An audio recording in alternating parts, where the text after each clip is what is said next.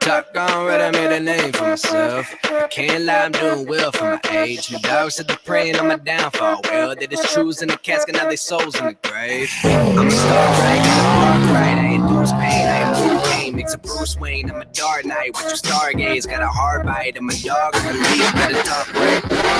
It's not a new kid, been a student. You're a doofus, on the real if you clueless. When I shoot shit, style too crisp. And I let it all hang out like a nudist. Oh, you wanna know who I am? Oh, you wanna know me? Well, I'm the man that you knew. Now you know what it do. I'm a 94 baby, swanking like a brand new Mercedes. So when I first got into racing, I was somewhere in the ballpark of 24 to 25 years old, and I built a silver single-seater called Underrated. And I went and tried a couple races. I never was big in the racing thing. I always enjoyed going out and doing wild hill climbing and just hanging out with buddies. And the racing thing, the bug bit me. I took that machine to that event. It's a Southern Rock racing event. I believe I got second for that day. I was hooked. I was hooked for having the pressure of running on a time clock, trying to make decisions as quick as possible. It was a whole unique thing that I really liked a lot. So that I followed the series that year, ended up getting second in the point series. And then the following year, I wanted to focus on racing. So I stepped back and built something, trailing on, built something I felt like that would be competitive in the racing scene. And that machine was Showtime 2.0. And I did well, won the championship that year. And luckily I've won it 6 years in a row since, building, different machines for each year, but it's been awesome. It's been a cool run, and I hope everything keeps going forward. I encourage everyone that does all the wild hill climbing to come out and race and enjoy it. It's definitely a good adrenaline rush, even though sometimes you're climbing something crazy, or you may be over here on some kind of course style setup where it's more fast paced and trying to make decisions on it. Do you drift this turn? Do you try to take it tight with the rear steer? It's kind of like a never ending battle with the elements in your mind, and then the other competitors also, because everyone's getting faster and faster, and it ain't none of this. You just sit back and try to just cruise through and come out on top no more. You definitely got to push it hard and try to be as fast as you can. But it means a lot for everyone that supports me. Huge thanks to all my supporters and all the spectators who come out and watch the events. If it weren't for that, it'd be hard to keep the sport pushing forward. But thanks a lot, and we'll see y'all in the 2021 season. Oh, you wanna know who I am? Oh, you wanna know me? Well, I'm the man that you knew.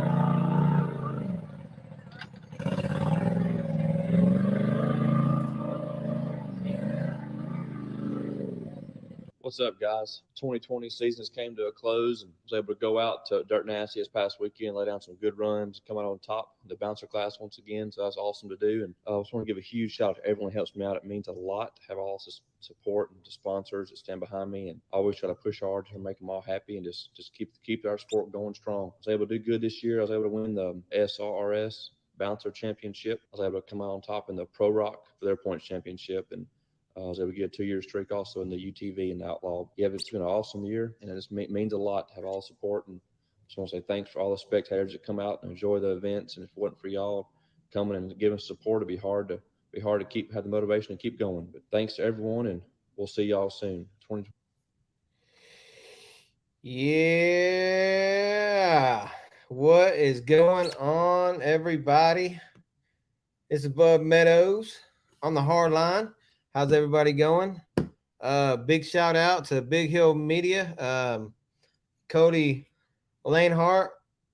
I contacted him earlier today to get his approval to play that video. That's one of my favorite videos. I just got done seeing Cody out at Rush this past weekend.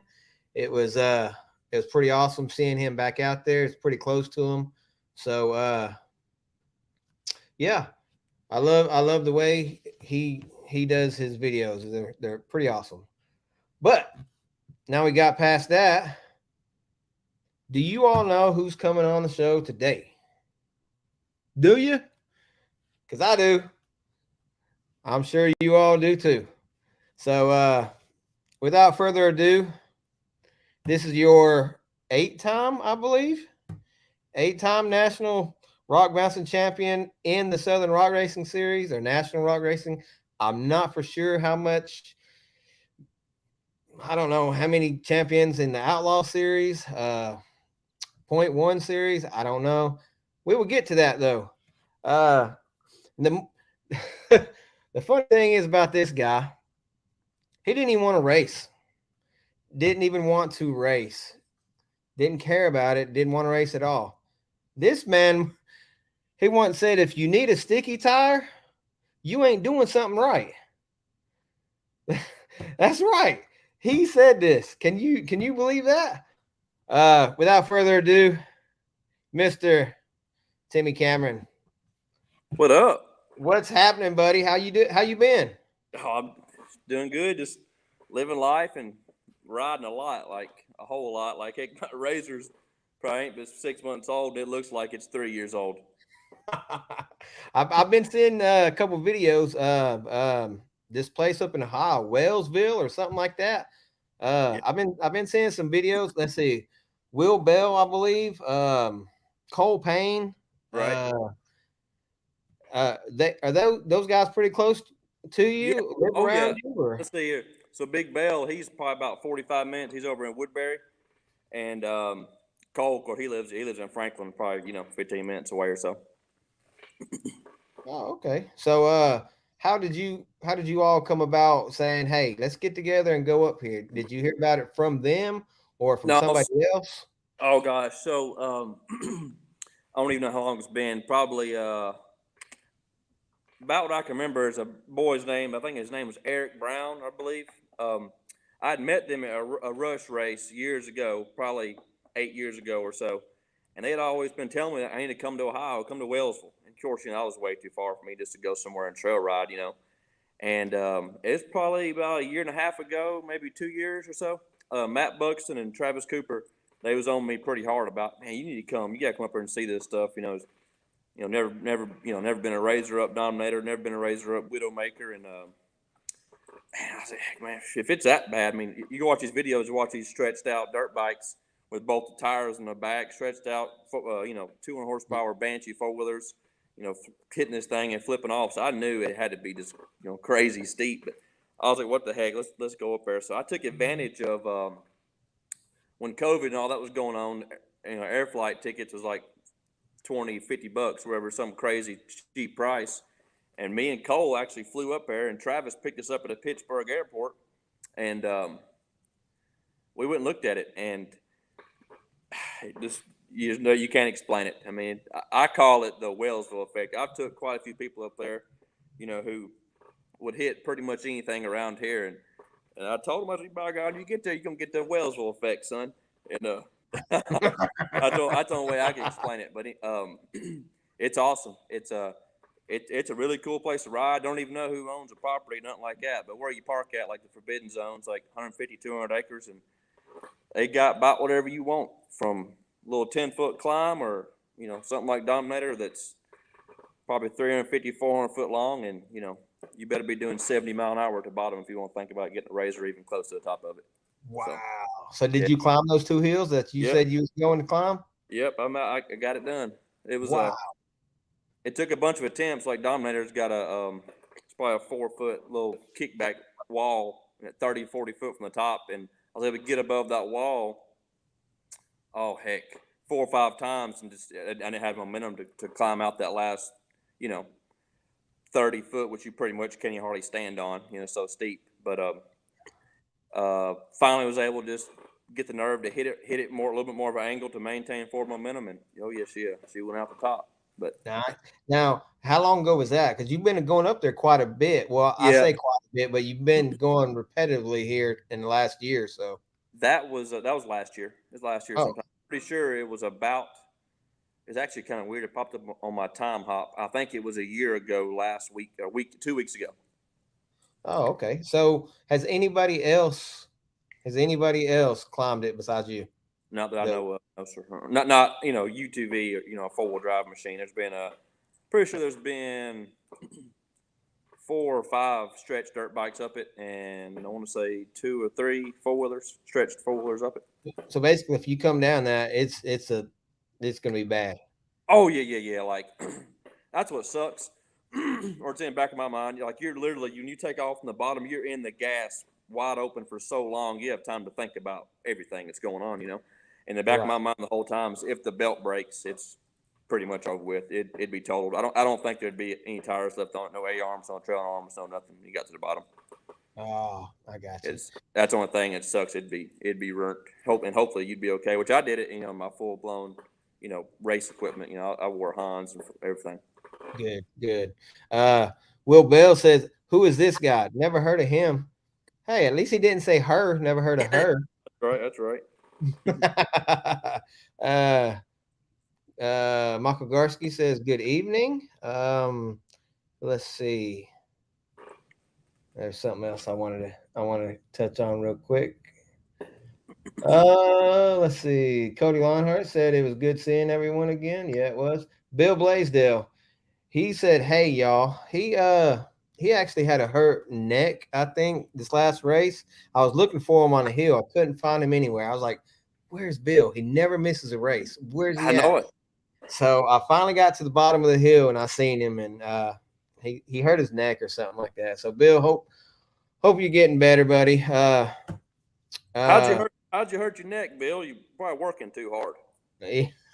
Clyde, he's a hard worker.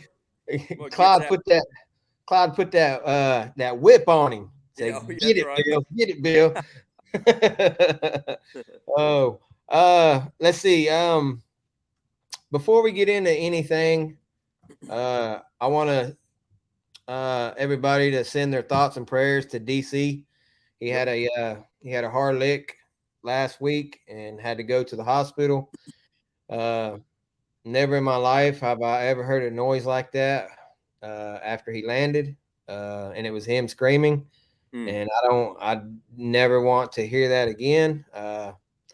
It was wrenching to my ears. It was all I could do was call down the help for EMTs to come up as soon as possible. So big shout out to them. They got up there pretty quick. Here's the amazing thing that I don't know how many people knew this, but so the impact when he hit, something happened to his back. I don't know if it's broke. We haven't got anything updated. Somebody said it was broke. He had to have surgery. Somebody said no, he didn't have to have surgery. But when he landed, he was on the brake. So if his back is shattered, he was still on the brake. He let go of the brake and he started going back. This man still had the ability to think, to turn on the vehicle, back down slow, shut the vehicle back off while he's in gut-wrenching pain. I can imagine. And he was backing down, and Kobe Reich was down at the bottom. He seen the buggy backing down. He thought the buggy was coming down, so he was sitting in his buggy. He hurried up, shagged ass up to the top so he could get behind him so that buggy couldn't roll back into the crowd. So big shout out to Kobe Reich for trying to protect everybody. And stuff like that. I mean, you know, when everybody gets together, it's awesome. So thoughts and prayers out to DC. Also to Wes. Everybody knows Wes had that big surgery. So keep him in your thoughts and prayers too. And Heather's going through something that Cochran, she's going through something that I don't wish on nobody, not even my worst enemy. Cancer sucks. If you don't like the word sucks, I apologize, but cancer sucks. And thoughts and prayers go out to Heather too. So since let me so Haley Hoback said broke, but no surgery needed. That's awesome. Good news. Heck yeah. That's awesome. Good news. That's real good. So we're gonna get at it now. So what has been going on with Timmie Cameron and his dirt track adventure? How's that going for you? That's been slow. I mean, because I've been so consumed with working on a lot of stuff around here.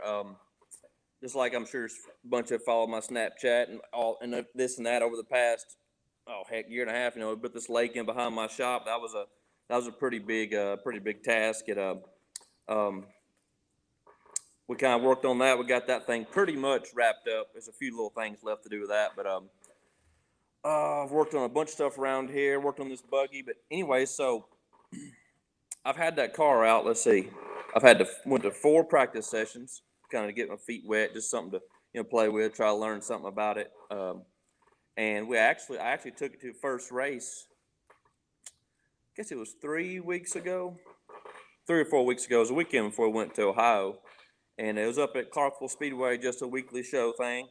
And it was fun for sure. Because every practice event I went to, the track was blowed off. It was dry, slick. You kind of had to just be real. I guess you say like easy on the throttle, which me and easy on the throttle don't really mix. I don't know, but anyway, went to the race. Qualified second. I think I was like 150,000 or so out of first for qualifying, and then after all the other heat races and qualifying sessions, the track, you could tell it was starting to blow dust and stuff about middle ways up, and we went up there for our main. About 7 laps in, pretty much it was one lane around the bottom, railroad tracking, as a bunch of people call it, and it wasn't but a 15-lap feature, and I just got bored. I mean, I'm not the one just to kind of sit there and just follow someone around. You know, I mean, I wanted to at least try to make something happen, which I figured out pretty quick. You just can't do it whenever the track's in those conditions. So I moved up. Probably I didn't move up far. I bet I moved up 6-8 foot. And as soon as I got in the little marbly area, I don't know what the correct term is that people call it in the circle track world, but as soon as I even attempted to rotate the car in that area, it just looped out. It spun out, and of course, everyone passed me. And it was a good learning experience for my first race. I guess I should have just stuck to the bottom and pressured the leader a little bit and just finished. Been happy with second, but hey, at least it's a learning curve, and I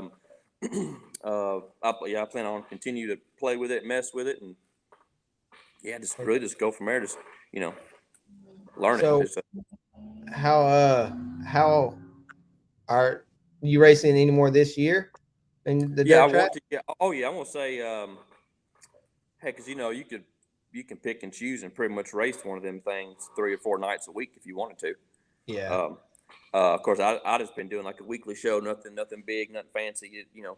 I think it pays $1,800, $1,500, nothing big.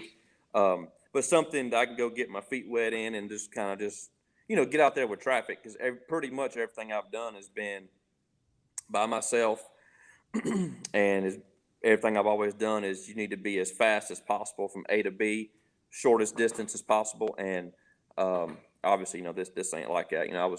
Heck, when I first started practicing the thing, I was wanting to come into the turn the shortest distance, which would be at the bottom, and I'd come in the car or come in the turn, want to rotate it, and then my right front nose digging the ground, whatever, and so end up being the apex. Everything worked out better, being more up towards the wall, and then rotate the center and come off towards the outside. So, but it's like anything, just learn as you play with it. Yeah, yeah, that's true. That's true. You that was sort of on a down low that you raced because I didn't hear nothing about it. Oh heck yeah, heck me and Cole, buddy of mine John Coleman. Heck, it was like three or four of us. We just loaded up, and went up there, went to Clarksville just for random Just go and nothing. just Yeah, just kind of low key, just pulled up and and really trying to learn the whole gist of things. I mean, 'cause heck, I've done the rock bouncing thing for so long. I could almost blindfold myself and know what the process was going to be. This right here was totally different. You got to go up there and get a transponder. Um, Trying to listen for when they call your class to come hot lap or qualify. Try not to miss the windows of each little deal. yeah. So me as a spectator, you saying you just come in there like, what was your exact words? I can't remember. You just showed up and try to be undercover, But let me tell you, that setup you got, Right?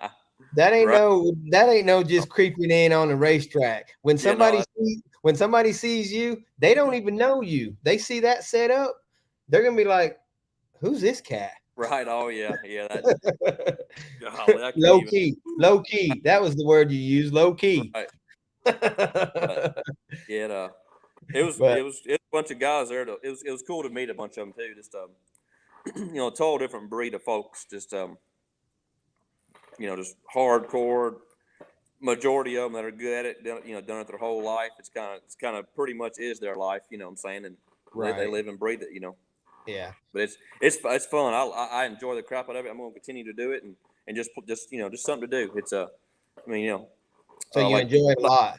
oh yeah, no, it's fun. Oh, It's just something different. It's something that is not, I guess you say, plumb wide open. Of course, less the track is, it's somewhat hooked up, but I've not experienced that yet, except for in a qualifying situation. right. Okay. So as far as people's gonna ask eventually, as far as let's just say without giving too much out, not being negative, adrenaline. Yeah. What's compared rock bouncing? Is it a little more since I guess you could say I don't want to use scary because but a little more scary heel, a little more adrenaline than getting So 6 inches close to a car. yeah. So far, definitely like hitting a bluff or hitting something at rush is more of a adrenaline rush, but I can't really give it justice because I've not raced on a track that has a big cushion where you can forevermore pin one back. Gotcha. I mean, like I've practiced at let's see here at Duck River. It had a cushion on it, but it was more dry slick. I mean, I really couldn't even get over like half, three-quarter throttle. The most I've been able to, I guess, gas it, I guess you'd say, was at that qualifying session at Clarksville a couple weeks ago, and it didn't have no cushion. It was just more around about the middle. Um, but I could see if one has a couple 2 foot cushion at the top and you bring that thing in there, 80, 90 mile an hour or something like that on a short track around here, it'd probably be pretty hype. So your next race, are you going to go somewhere else where you can actually open it up? So I would have to, of course, it's a big window also on the weather, for the at least it seems like for the track to stay hooked up and whatever throughout the night, you're gonna have to have some rain or the right person prepping the track, a few days before the race. Oh, okay. I got you. But like they kind of call the South, the slick track, central, I guess you'd say. A bunch of stuff up north that builds a big cushion. It's got different type of dirt. A lot of those tracks they stay hammered down all night. Yeah. But You're the first time you got in the car and you hit that straightaway and you turn it and you get sideways and then you correct it. What was that feeling the very first time? yeah, Oh, I got this. the very first time I was at Duck River, local track here at the house. the first time I was out there, it wasn't dry slick yet. It was more on its way to being slick. But it's just a car. It wouldn't hold it, but it wouldn't hold the turn. But it was enough to where you could feel the machine trying to work. And right out the gate, I was aggressive enough where I was over traveling the right front shock. Nose was getting in the ground. A-arm was getting in the ground, which was unloading the right front tire. Causing it to get tight. Push up a track. So right then I knew I was going to have to do a different shock, different setup. Add a bunch of preload, the right front and all this and that. But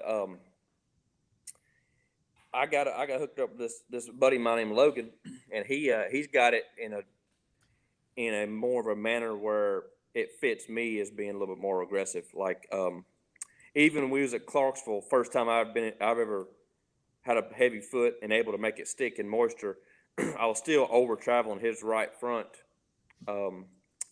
compared to what he's been putting on a bunch of other guys' cars. So that's pretty neat that that I can be aggressive with it. We just got to get the car a little bit more closer to what it'll handle for the way I want to drive it. But at the same time, I have got to, if I want to be even competitive or even close to good at it, I've got to discipline myself to slow down and wait to make a move instead of just forcing the situation.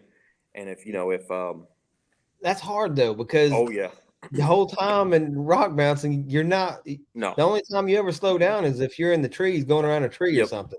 Oh yeah, rock bouncing. If you slow down, you probably not even going to be top 8. If yeah.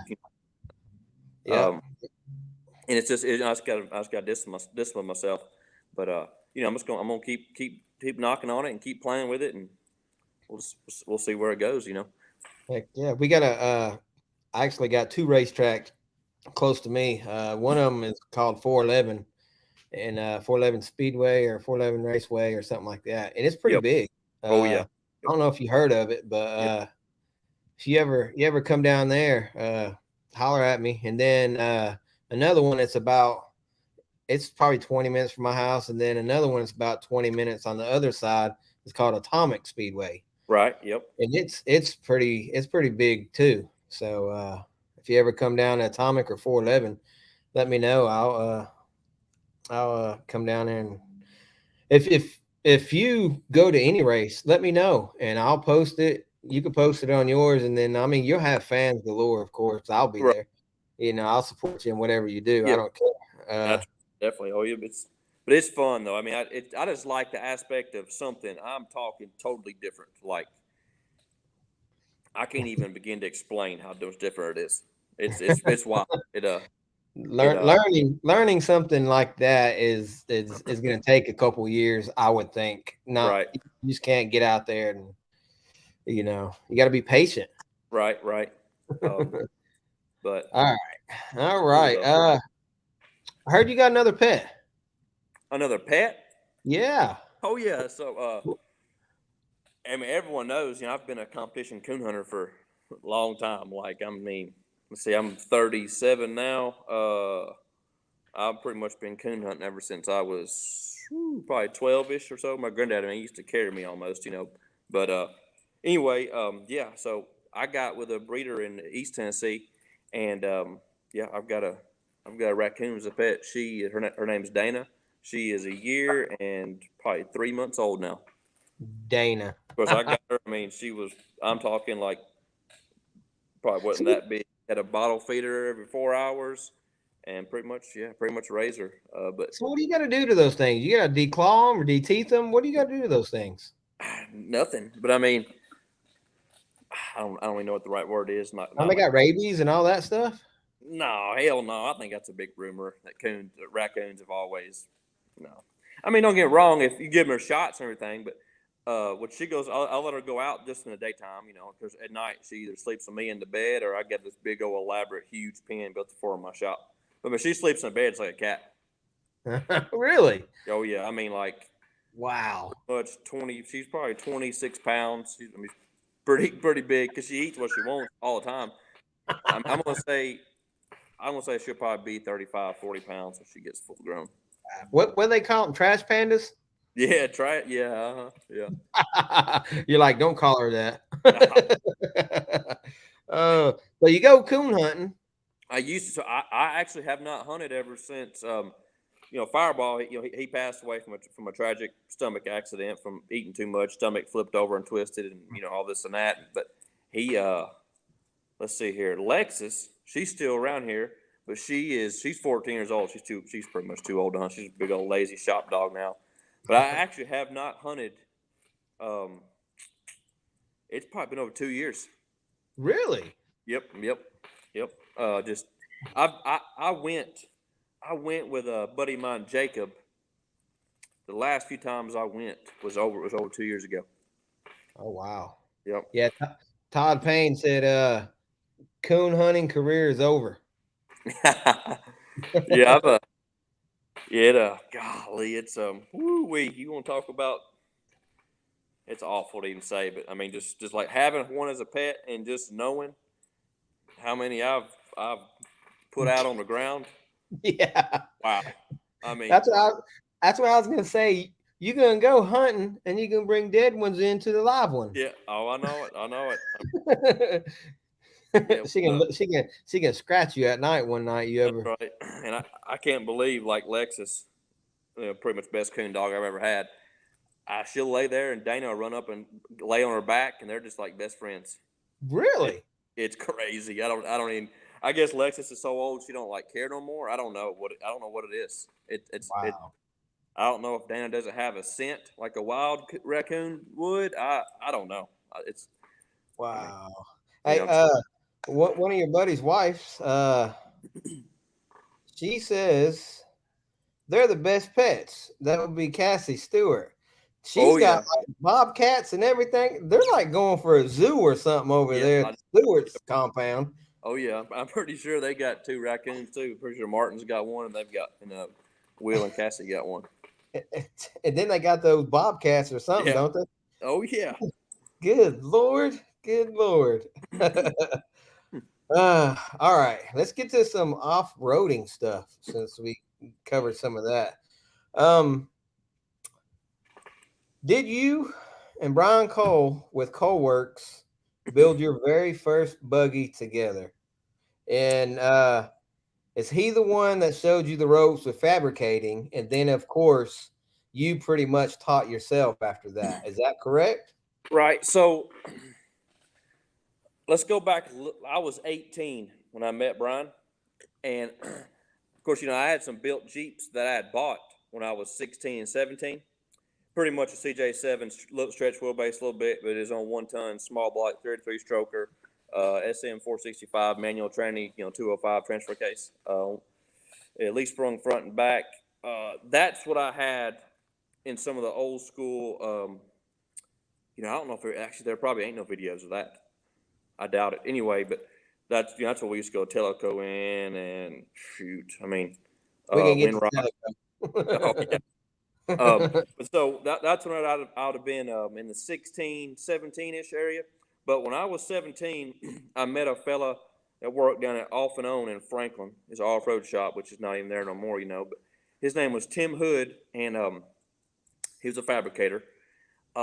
He is who took my green Jeep, my leaf-sprung Jeep that I had whooped on and broke the frame 4 or 5 times. Don't get me wrong, I could weld and stuff. I didn't have a tubing bender. I mean, I could pretty much just throw a big old barge weld on there, like inch wide, just fill the gap, whatever. And so I had fixed where I had broken the stock CJ frame and all this and that. And so I took it to Hood. He said, let's turn this thing into, still looks like a Jeep, but it was tube chassis. And that would have been the first full-blown 4-link front and back coilovers,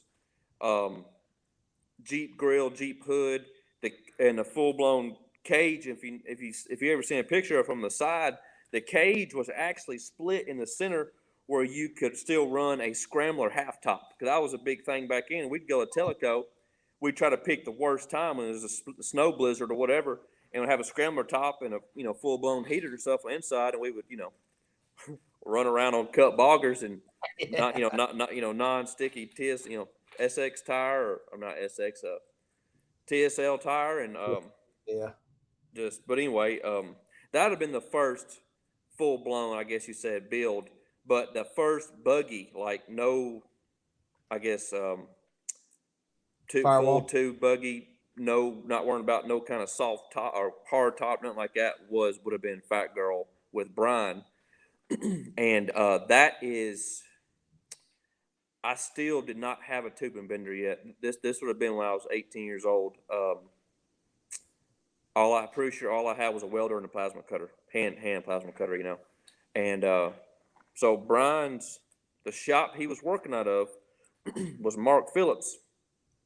And it wasn't but probably a mile and a half, 2 miles from where in Franklin where I lived at on Henpeck Lane. And I'd go over there after high school, after school, whatever, and hang out with, you know, I had met Brian at Hot Springs, Arkansas. We was on Ingrid's Revenge. I think either Ingrid's Revenge or the trail they call Impossible. And when I had that built Jeep, and you know, I was a little bit wild in that thing too. You know, just freaking just because back in that era, you know, Dan Dibble was pretty much one of my heroes. You know, so I was running cut boggers just like he was. All you know, whatever. And that's how I met Brian. They didn't know me. I didn't know them. I fell in behind their group in the very back, and I was just as wild, if not wilder than they was, you know. And they when I come up through there, just acting plumb buck, you know, that's how we all pretty much met. And just so happened, Brian was from Columbia, which was right by me, and he worked at Mark's shop out there, which was a mile and a half from me, and that's how we met. And I started going over there in the evenings after school, and Brian's like, hey, we ought to build you a buggy. And I was like, man, that'd be awesome. I'd love to. And anyways, it's crazy to think nowadays, but he built me that buggy for $5,000. Wow. Yep.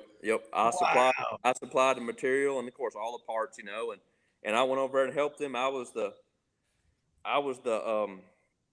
one that did all the kind of rough work. Like he kind of built everything, whatever. And of course Brian's big into high level of detail. You know, he'll weld something 4 or 5 times. I'd grind it back smooth. We welded it, you know, get it where it looks like everything's bondoed and floated in together, but actually it's all weld. It's just, you know, really, really nice, just pretty, you know. And so we built Fat Girl, and that was the first time I was introduced to like at least coilovers and 4-link when it come to mountain stuff. You know what I'm saying? Tim Hood built that Jeep, but I wasn't around for the process. He just did it for me, you know, at his shop. But to actually visually see it in person, Brian would have been the first. First one.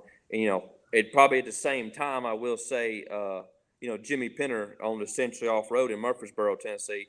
You know, I was around them, and you know, Joe Metlock and all of them about the same time, also. You know. So, what was the first bouncer ever? Do you know? Oh gosh. I mean, so if we go, you remember before yours? All right. Yep. So if we go way back, I'd have been 14 or 15 at Teleco. Because I rode up there with Jonathan Jeffers and Jimmy Burns. I had a blue Jeep that was on 1-tons. Of course, you know, they hauled it. You know, I just put it on their trailer or whatever. And there was some buggies up there. I remember on Slick Rock. I don't know. I'm pretty sure they were Jimmy Smith, all full-blown, full-tube single-seaters. They were all Toyota drivetrain, kind of like the Flea that Jimmy Smith built years ago. You know, it's kind of like the Flea, except they were on 44 TSLs. I mean, cut to the cords. Just, you know, for me was crazy stuff to see back then. You know, there were coil spring all the way around, little bitty old like 5/8 to 1/2-inch Heim joints. I mean, you know, stupid light stuff, and 1.5-inch tubing, maybe even 1.25-inch tubing. I remember seeing them things. They were just walking up stuff like it wasn't even there. You know, that was probably the first full tube chassis that I remember ever seeing in person. Now, when I was in like 9th to 10th grade, I was absolutely obsessed with 4-Wheeler Magazine and Peterson's Off-Road Magazine. Yep. That's pretty. I mean, I got in trouble. I don't know how many times at school for reading the magazine, and the teacher would call me out in front of everybody, like, Mr. Cameron, what are you reading back there? I mean, just awful. Just for me, it was awful because I'm crazy shy anyway, and to get called out in front of 15, 20 students is terrible. I couldn't even get up front of class and do a presentation of a project or something. But anyway, I remember reading them books of like Poison Spider and building them bruiser chassis and stuff back then. Of course, all that stuff was out west, but I remember seeing pictures of them of like the bruiser chassis and then bruiser Jeeps. So I'm going to say that the bruisers, Poison Spider stuff would have been the first thing I ever seen in a magazine, and then in person would have been, I'm assuming, them Jimmy Smith buggies. I think at Teleco. I got you. Cool. Yeah, since we brought up Teleco, let's go ahead and discuss Teleco. Man, I love Teleco. Let me tell you. And one of the first tube, I guess I think it was tube and frame. I can't remember now. But I was real big in samurais back then. Right. So I was in love with the Superman buggy. Oh yeah, Big Daryl Jones. Daryl, I love that buggy. Oh, yeah. Hey, man. dude, that green Land Cruiser that Hugo had, the one that Brian built, it was green and that mug was bad too, son. They ran together. Oh yeah, yep. Hugo and Daryl. Oh yeah, yep. Yes, yeah, those two right there was some bad mama jammas. Yes, sir. Last time I actually seen them together, it's been years ago. They was both on Rattle Rock at Windrock. Oh, yep. And I was like, what y'all doing up here? And they was having a blast. Right. And but yeah. So what was your favorite trail over at Teleco? At Teleco? I mean, oh man, there's a bunch of them. I mean, I love Helicopter. I love Guardrail. Of course, Slick Rock was always fun too, but because majority of the time, which I don't even know how there was a few years there wasn't no sticky tire. There might have been a red label or something, but there wasn't no SX sticky out yet.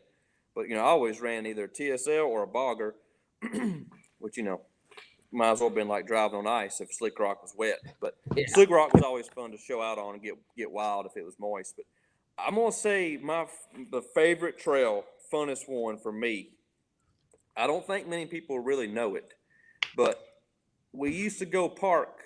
Instead of coming in on Tennessee side, we'd go on North Carolina side to come in on Murphy and go up through what they call a little RV camp called Greasy Creek.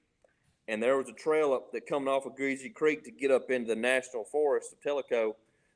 And by God, that mug was rough. Now it was a little bit more dirt than rock. It was just washed out crazy. I mean, just especially for leaf spring stuff, it was just crazy flexing going on, But that was always a pretty fun one. But I'm gonna say the top of my favorite at Teleco would either be Guardrail or Lower 2, probably. There you are. Yeah, Lower 2 was awesome. Let me tell you a story that I just found out not too long ago after watching a movie on Netflix. Did you know we was four-wheeling in the same place they found Eric Rudolph? If you don't know who Eric Rudolph is, that's the bomber from the Olympics, the Olympic bomber. He was hiding out in Teleco.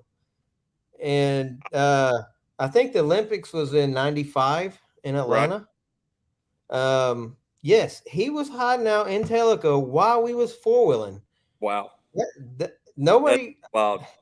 That's crazy. If yeah, I was like, because after seeing that, I was like, no way, because they was showing where he was at and everything. I was like, wow, that's crazy. All right, so let's see here. Teleco, favorite trail. Did you go to the Dixie Run every year, or did you go just all the time? It was more like all the time or random. I mean, heck, we would leave. Like I remember, I was starting to get in trouble from skipping school too much. We'd leave on like a Wednesday, go for the weekend. You know what I'm saying? But Dixie Run, I went twice, and both of those times were with Brian and what you'd call the Coal Works crew. Huh. Okay. speaking about crews, have you ever rode with the Bacons out there? Nope, never have. So I didn't know them back then. Uh, Okay. I didn't meet them until, oh man, mm, I was probably 22 ish, 23, probably. I had the Green Goblin buggy. I used to ride with Wes a lot at Etna, like a whole lot. This was after Teleco shut down or whatever. But then I met Wes somewhere. I don't even remember where. It was probably at some Bounty Hill climb, I'd say. And I used to ride with Wes a whole bunch at Etna, and that was where I ended up meeting the Bacon family at. Oh, okay. I got you. Ooh, that was loud. All right. So my first time ever seeing a buggy is, and I discussed this with you earlier before we went live, but my very first time I was standing on top of lower two is like a valley and with a bunch of boulders and rocks, and it's awesome. Well, at nighttime, you got buggies coming up through there with lights, and there was a silver buggy with black panels, had purple underglows. The floorboards was purple, had a big bass cannon back behind it, the heads playing Blair and Dragula. Right. And I mean, I'm talking pinning it, bouncing, boom, boom, boom. I'm like, heck yeah, that's freaking awesome right Oh there. yeah, just wild. So it got wild at nighttime down there. Oh, I can And only imagine. I don't know if I ever went up in there at dark. If I was there at dark, it's because how the line's 30 or 40 rigs long or longer. If I was in there after dark, which might have happened one time with Fat Girl, it was because someone broke the spot you're talking about. yeah, And of course, back, just get someone out of that little spot. If they broke a link off, it's just awful. But oh, uh, speaking of Teleco, I wanted to ask Heath today this.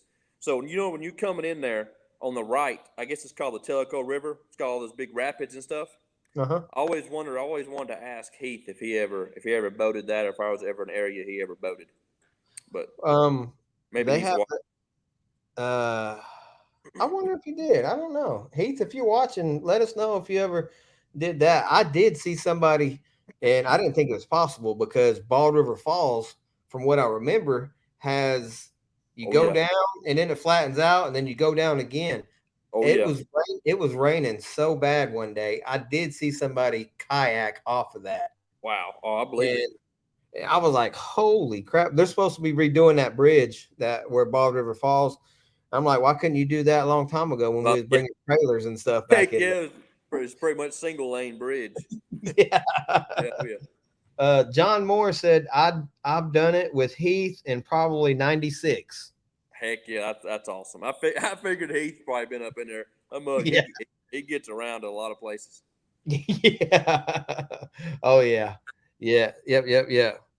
So are you we got hint or you told us that you was building a trail rig / race rig.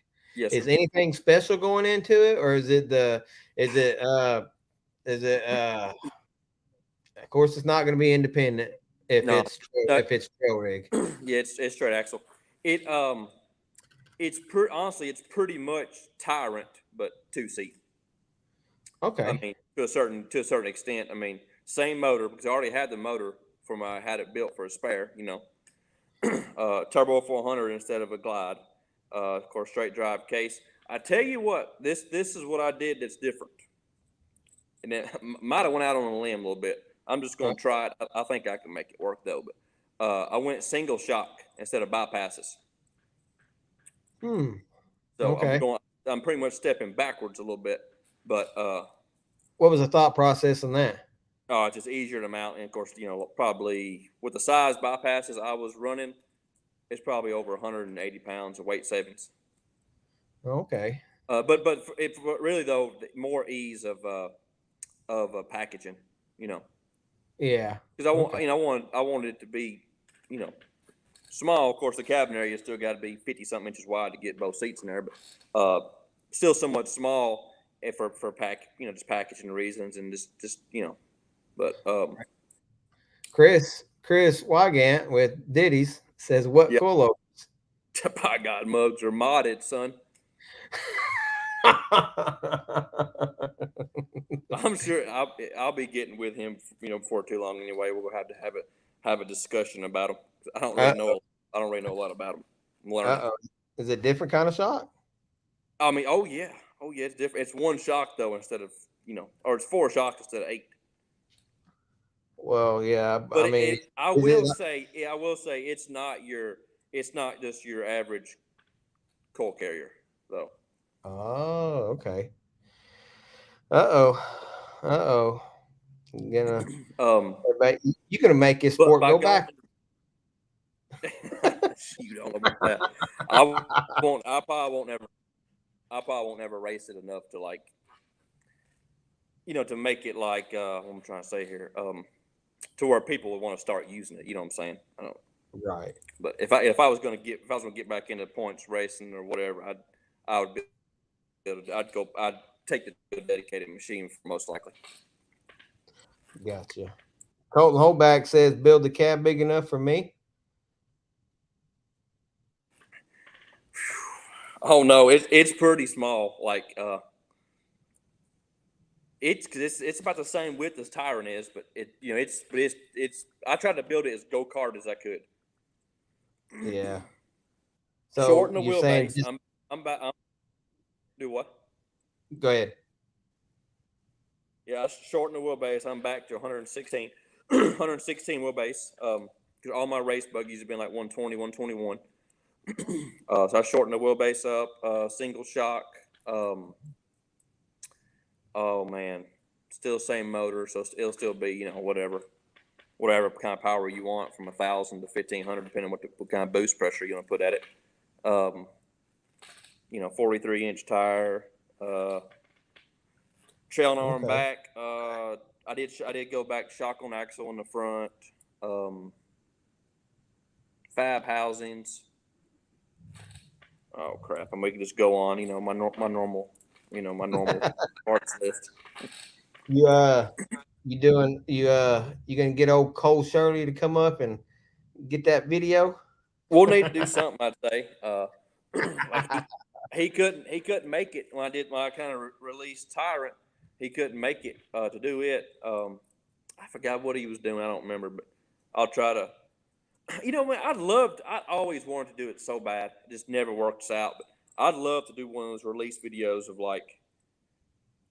not like a Gymkhana, but I mean, not nowhere near that level, but something like that, Yeah. Put some 40-inch Nittos or 40-inch street, some kind of, street tire. Now you're talking about shutting off streets and stuff like that. Either that or a abandoned warehouse or something.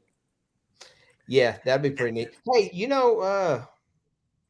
well, you're in Nashville. There's a place down in Chattanooga, I guess down by West. But man, you go, it's like you're coming from Alabama through to Chattanooga. You go around a big bend. There's a big lake on the left-hand side. On the right-hand side, there's a whole big warehouse, and it looks just old and abandoned. I'm like, right. Man, that'd be something awesome to. Oh yeah, it'd be cool if had where you could come plumb wide open and jump off like a loading dock land sideways or something. Just something cool. Chain that thing to a light pole and go around and around and around. Stuff like that. Yeah, Heath Day said, "Someone mentioned me. What are we talking about?" Son, Tellico River. Yeah, we was talking about Tellico.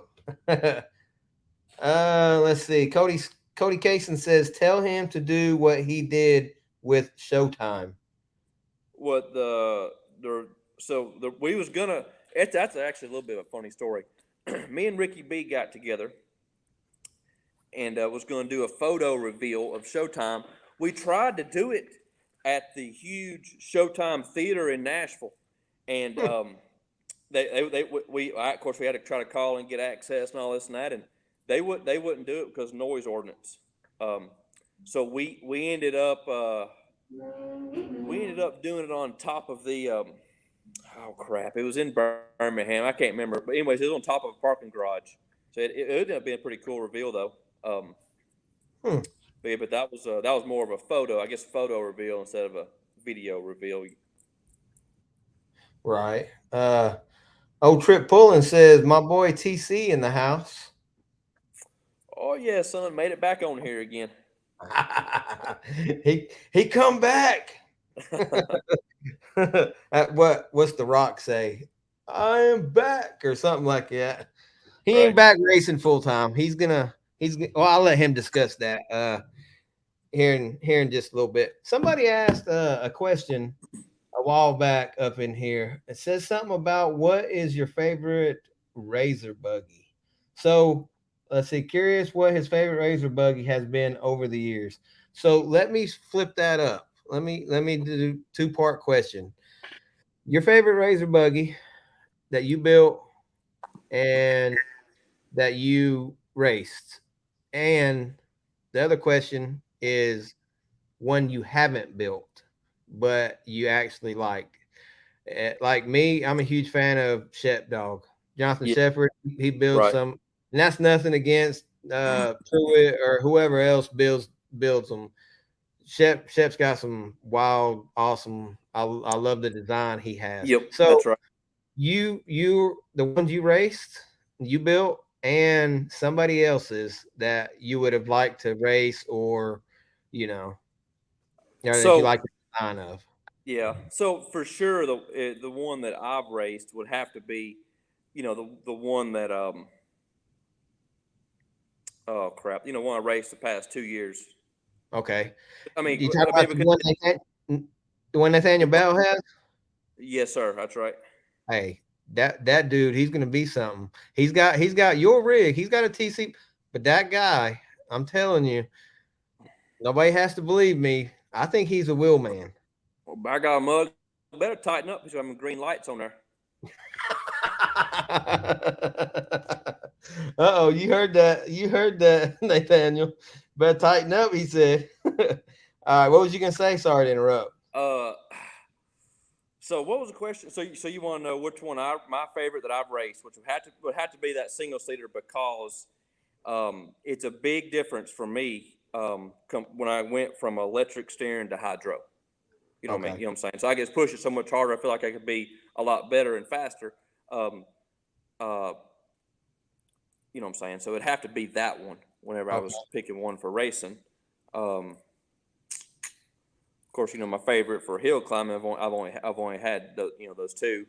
Um, so the other question would have been, what's my favorite that I did not build? Correct. Ooh, man, alive. I got that's pretty hard right there. Because I love Pruitt's. Like I love Pruitt stuff. Like his new one's freaking awesome. I've rode with it twice now. Justin Frazier's always built some awesome stuff. Big Shep Dog's always built some real awesome stuff. Even I think his name is Josh Lewis, 859. He built some real tough buggy. You know who built Wade's buggy that year? Yep. Man, I'm gonna say Dano's. He built some awesome stuff, especially coming out this year. Like Clay's new one. I mean, that's a freaking hero. You know what I'm saying? Oh yeah. Um. What do you think about Clay? He's something else, ain't he? He's a Oh driver. yeah. Hey, Mug's pretty quick. That works pretty quick. So I'm gonna bring his trail rig out next year. Test the water a little bit. It's 2-seater. Ooh, ooh. Hey, I think he might get you. Oh, he probably will. Ain't no Mike. Hey, uh, if I can come in behind him, I'll be happy. If I can come in second, I'll be. there you go. I'm gonna say probably just my favorite, just all out builds, and like because I feel like he goes from A to B, like cleanness, full interior, all finished out, just really really nice. Probably Clayton Wilson. Clayton Wilson. What's he? Wilson Motorsports. Oh yes, yes. I've recently seen his builds, and I got them saved in my phone, I believe. Yeah, he got some nasty stuff. Those I are mean, pretty just like full blown like trail rider, freaking cup holders, heated seats. I mean, just, you know what I'm saying? Just right. like over the top build. Which what's his name? God, I'm awful with names too. What's works at Wide Open Design? builds them razor buggies. Adam or Jason? Jason Jason Washburn? Washburn. Yeah. Yep, he would be right up in there with Clayton. Also, also just amazing fab work. I mean, full blown, just blowed out aluminum dashes, all smoothed out, pretty much flawless. Just really attention to detail. Good work. Yeah. I believe I seen Clayton Wilson stuff. I believe if I ain't mistaken, a couple weeks back, Shepard was talking about his razor lower things that he sells, and Yes, sir. he showed a couple of pictures, and one of them had Wilson across the panel, and I was like, that's pretty sick right there. So I looked at all the other builds, and I was like, yeah, that's pretty awesome. Let's see. I think it was Heath Day says, can you explain the difference and feeling of the hydro and electric steering? Oh wow. Let's see. So, pretty much the best way, like I can explain it, is you could delete a whole front corner with hydro, wouldn't even know it in the steering wheel. A arm and everything rip plumb off. Wow. Yep. Dang. I mean, I've probably been lucky not break more of them, but I've broke at least 4 knuckles where the tie rod bolts onto the outer knuckle, or just blow the whole thing right in half. And you're like, dadgum, the tire's all laid out there, but feeling wise, if you was blindfolded, you'd be still wanting to keep going. Let's see. Somebody said I would also like to hear a good explanation. Who was that from? Oh, okay. Dalton Kick. Jeremy Hudson says only TC says a trail rig, 1,000 to 1,500 horsepower. I mean, save some for the rest of us. Ha ha ha. Well, I mean, I already had the motor, so I didn't want to just put it to the side. You know what I'm saying? And that motor is capable of more than that. So turn it down to 800 something. That thing's just up there idling. Right. Mary Carol Bynum says, good to see you, Timmie. Yes, ma'am, most certainly. Clay Kaysen, I don't know if you just got in here or not, but we was just talking about you. Timmie talking junk to you, big dog or little dog. He just called you. That. I told him I feel like I could bring up second right behind him. No, he said he's bringing that trail rig out to come and get you. That's what he said, Clay. No, but Clay says, big dog, you my hero. Oh, shoot. Yeah, Clay's learned. Of course, everybody's learned a lot from you. So, I always ask everybody that comes on this interview, and you have to tell me there's no, oh, I like everybody. Mount Rushmore. You get 4. Mount Rushmore. Oh, I think I heard this. We're gonna do 2 different kinds since you race 2 different buggies. We're gonna go a bouncer class, and then we're gonna do the UTV class. So who is your 4, your Mount Rushmores on bouncers and UTV? Golly, I watched one of your other interviews. I forget. I don't remember who it was. It might have been Clay's. And golly, I was thinking to myself, like, who in the world that would be? That's a man. It don't get no harder than that. You know what I mean? Yep. All right. So let's see here. Oh, you've been thinking about it. Is that what you're telling me? I mean, I had to think a little bit, but oh God, I just hate leaving people out. You know what I'm saying? I know. But I guess it just is what it is. So rock bouncer wise, Brian Cole. I mean, because he, me pretty much meeting him and pretty much getting into the sport and doing all this and that, introduced me to all those other wild guys, and built me something that I pretty much couldn't tear up. Just and just I feel like I got my wild driving kind of from being with that group. You know what I mean? Right. So yeah. I would say Brian Cole. A lot of people ain't gonna know this cat. I don't think they might. The ones that watch videos from back in the day will. But Joe Matlock. it's got to be on there. Like that's who he had a Jimmy Penner built EOR built Bronco that I rode with. I mean, like almost every weekend. This, of course, obviously, this is way before I even thought about any kind of racing. Which I was pretty much never wanted to race. Didn't care nothing about it at the time. And anyways, Joe Metlock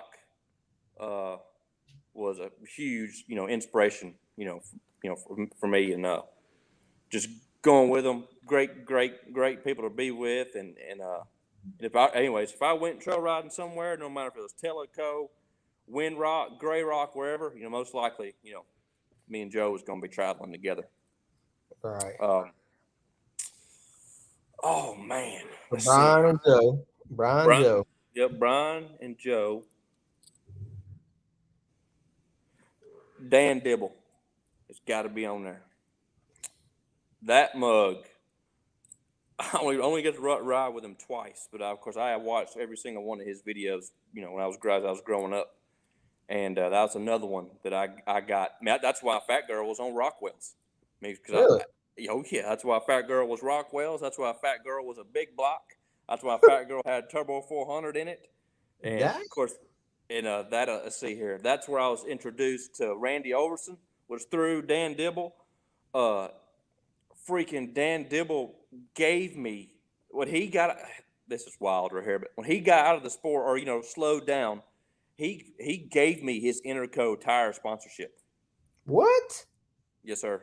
Sure did. Are you serious? Yep, gave me his contact, his sponsor rep, and so I've been hooked up with Interco tire ever since. Oh my gosh, I guess that'd be I'm 37. 16 years ago? Wow. Yep. That's crazy. Yep. So you didn't. So you got a sponsorship from somebody else. Yep. He gave me his, and of course, obviously years later when the racing thing took off, that just by me already having an in with them, it has helped a lot by the quantity or how much they wanted to give me, how much they wanted to help me. You know what I'm saying? Yeah. Yep. But yeah. So you got one more? Oh my gosh. Zach Garner said you look old as hell for 37. I feel about 47. No, shoot, I feel like I'm probably 21. There you go. I'm gonna say the Bacon family. The Bacon family. Okay. Yep. Can I use that, or is that more of or I ain't to pick one? Yeah. I can pick. If you want me to pick one, I'll pick one. Ain't no problem. Well, since it's Mount Rushmore and it's pretty much 4 individual people. Yeah. Then I probably need to pick one. So, but probably Bubba. Bubba. Yep. Okay. All right. Yeah. Those four top-notch people. I went with. I don't know if you heard mine. I went with a media guy, a owner of a series, and you and Bubba. Are you and Bobby? Oh yeah. Well, I went with Bobby. It don't get no better than Bobby either. Yeah. That's why it's just I don't know. I know. 4 people is hard. I mean, it's almost like how. I guess me thinking to come up with them 4 people was, kind of who somewhat got me into the sport, and then, you know what I'm saying. Yeah. I mean, I could pick 4 drivers all day, or 4 racers all day long, also. But yeah, I picked you, Bobby, Clyde, and Cole Shirley. Oh, yep, big Shirley. Yep. So, I mean, Shirley put people on the map. Yep. So, people might have started rock bouncing, but Cole put them on the map. Ain't no doubt. I mean? Yeah, I can still remember meeting Cole pretty much when that mug had one of them little cameras. That mug was about that big square, holding that mug, looking through the little thing. Yeah. And I tell you what, Michael Garski he does a lot. That yes, sir. He he does a lot for Cole. So I big props to Garsky. He's out there like me and Matt and Charles, and we're out there sweating, dodging rocks and everything else. So That's right. yeah, Garsky, good dude too, man. Real good dude. Yeah, but I ain't seen him in a long shoot. I guess it would have been last year When you sometime. quit, yeah. Yeah. Oh right. Uh, speaking of Garsky, he said, talking about you bringing your trail UTV out, you both need to catch Coop first. Cooper I heard Bentley. that. I forgot about Coop. Yeah, Golly, that bug he is showing plumb out. he is not. At the same time, which I know Cooper's really, really fast. And at the same time, because I've been there, I know exactly how it is. Clay is really, really fast also.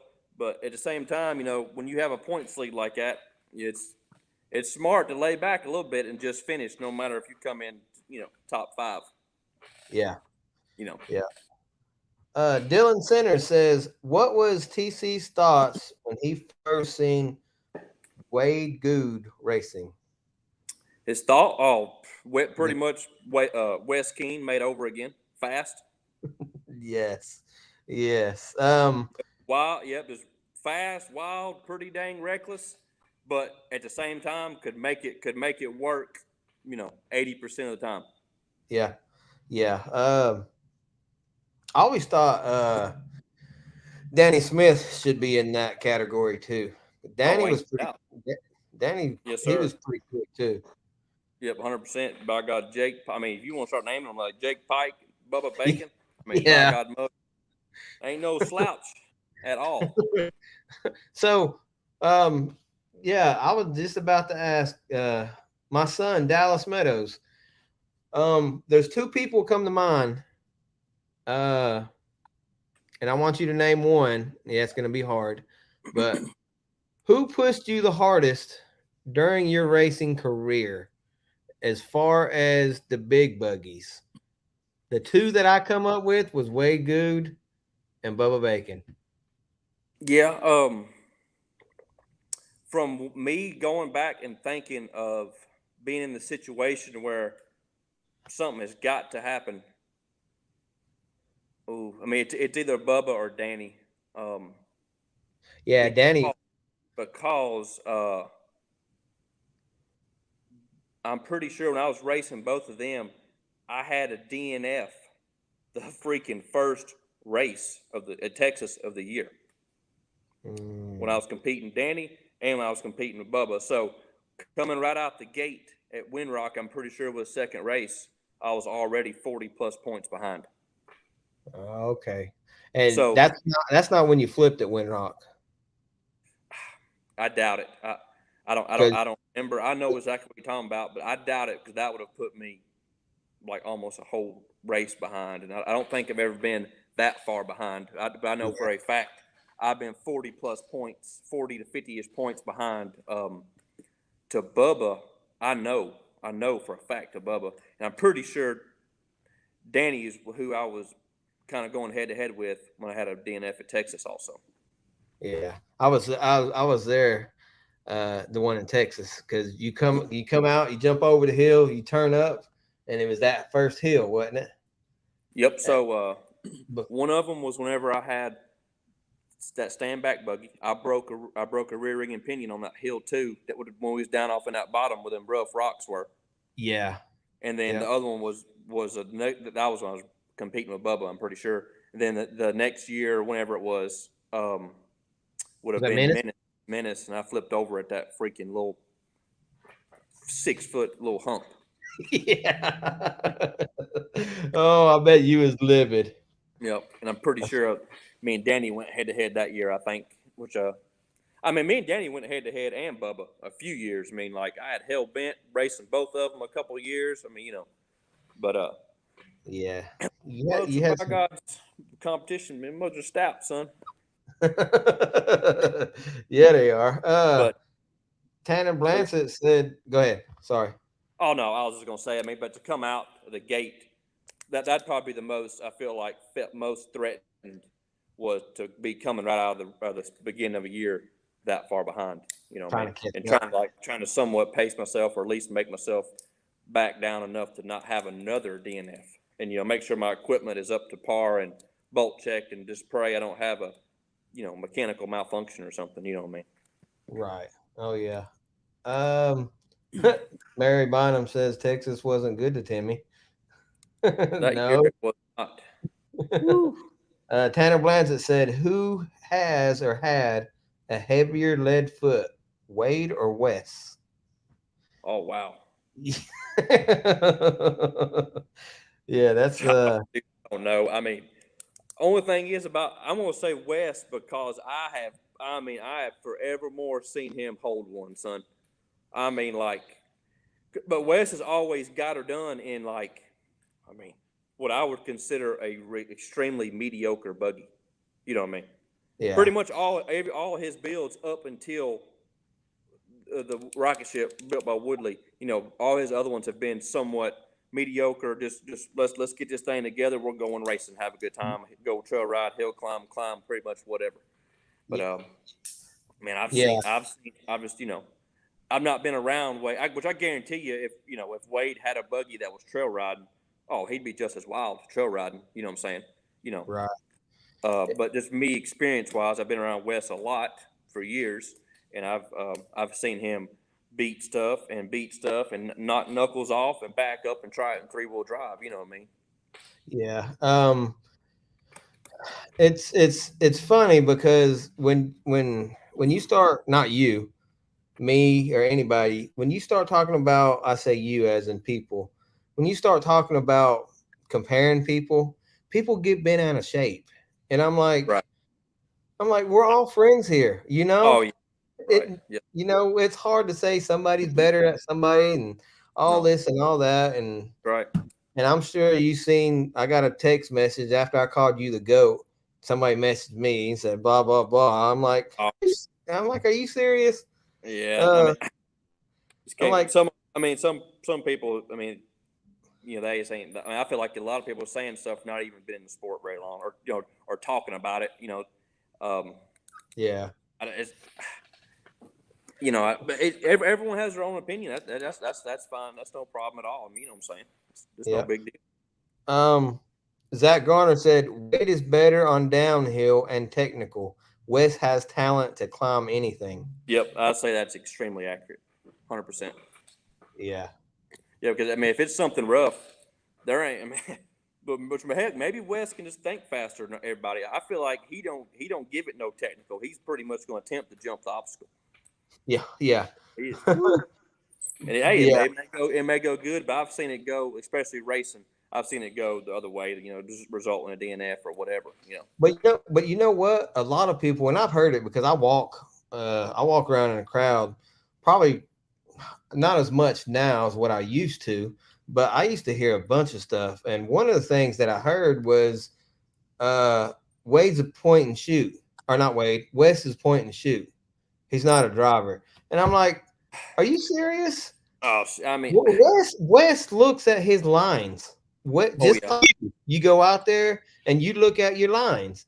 And I'm like, well, of course, this was it's probably been 2 or 3 years ago now that I heard that. And I'm like, you got to be kidding me. I'm like, just some people, I don't know. I don't know where they get a lot of the stuff from. And maybe they're getting it from watching some of the wilder videos back in the day. Back in the day, yeah, riding Etna, some of that stuff, that's the only way you're gonna make it. Is you look about 40 foot ahead and you try to get to that point, and then you worry about getting to the next point. But I don't know. Shoot, Wes is he's a whole lot more than a point shoot. I mean, he I guarantee you he feels every single little bit of that from the butt of his seat and can tell what that buggy's doing, what's going on. I'm the type that likes to keep the peace, so I don't say that, and especially if it's just somebody in the crowd. Me being media now, I just try not to say nothing because I don't want to get into it with nobody. But right, that time I was wanting to turn around and say, you have no clue. Just right. Let's see here. Zach said that's not true. Wes can see the line and has the balls to take it. Ain't Yep. no, 100% correct. Yep. Chris Smith says, where'd he go? Chris Smith says, TC, if you race him, you will chase him. Whatever. I Well, always try. I've always tried to do the best I can, just be as good as I can at whatever I was doing. yeah. Well, the guy messaged me was saying you wasn't the GOAT because you and Wes was in Etna or something, and Wes showed you how to drive your own vehicle or some crap like that. And I said, and I messaged him. Like Wes got in my buggy. I think so. Yeah, I that's mean, never happened. I could read you exactly what he said. But when I say the GOAT, you can't have a GOAT in trail riding. It's not Yeah. possible to have a GOAT in trail riding. Right. There's Right. millions of people that trail ride. Yes, When I say the GOAT means racing. You have the trophies to show you're the GOAT. Even if you don't want to call yourself the GOAT, you don't have to. You have I the really trophies. appreciate that. You could rotate that camera and just you got proof right there. I So, sure appreciate it. I definitely enjoy it. But Zach Garner does have a valid point. He says Matt Holt is the GOAT. Matt Holt is the GOAT. Hey, I mean, he's a hero in my eyes for really just even pulling up on some of that stuff. Hey, I love me some Matt Holt. He's Oh, yeah. he's a good dude. Speaking about Wes, so Wes comes out with one freaking hand. Yep. Oh, the other one's Velcro to the steering wheel. And I'm like, dude, you can't even drive. What are you doing? And then he takes third place at Bikini Bottoms. I'm like, you got to be kidding me. You got to be kidding me. Dude, Mug is bad, son. I mean, it's like the inspiration is just, oh my gosh, it's endless. Yeah. Yep. Big Tim's in the house. He said Bubba pushed Timmie for several years, just couldn't finish it. Yeah, Bubba's always been a big rival of mine for sure. Even though we're like the bestest friends, behind the scene or whatever. Even at the race, we'd share lines. I'll never forget that there was up at Dirty Turtle. There was this crazy wall thing. I don't remember who all climbed it, but it wasn't very many. But I know me and Bubba shared what we was going to do in that line. It worked out for both of us. But yeah, no, that's exactly right. Heck yeah. Zach Garner says successfully consistent makes Timmie hard to beat. That's the fact. Yeah, you have to be consistent. If you're not consistent, you won't win championships. You could win on a any given day, race day, but you got to be consistent, and you have to. It's a little bit. I don't want to compare it, but it's almost a complete rock bouncing season is almost like one Ultra 4 race. You can't. Right, yeah. You have to save your car if you're running for points. You can't, but at the same time, you want to run it real hard to win. You know what I mean? So yes, that's sort of. Oh yeah. It's so crazy. Just thinking back of all the times of like sitting at the start line of the fine line I know I've got to run to try to beat one of those guys that, I mean, if it's Wade, Bubba, Danny, Jake Pike, Brandon Davis, Heckley, whoever it is, just knowing that a lot of the times when I lay down a great run, we're still only a half a second apart, 200 thousandths, 210ths apart, or whatever. I mean, that's what's wild to me of trying to find that fine line of I need to be that fast, but I don't need to overdrive and make a mistake and then be seconds behind. You know what I'm saying? It's tough. It's tough. It's tough to try to do it all the time. You know what I'm saying? Right. Oh yeah. So you said you might bring the new buggy out next season, 2024. Yeah, I mean, I'd say sometime next year. I mean, just whenever. I ain't done with it yet. I'm getting close. I like to be at powder coat in a couple of weeks or something like that. But I don't know when. I don't plan on chasing no kind of points, something like that. But I definitely want to show up and just race and see everybody and see Right.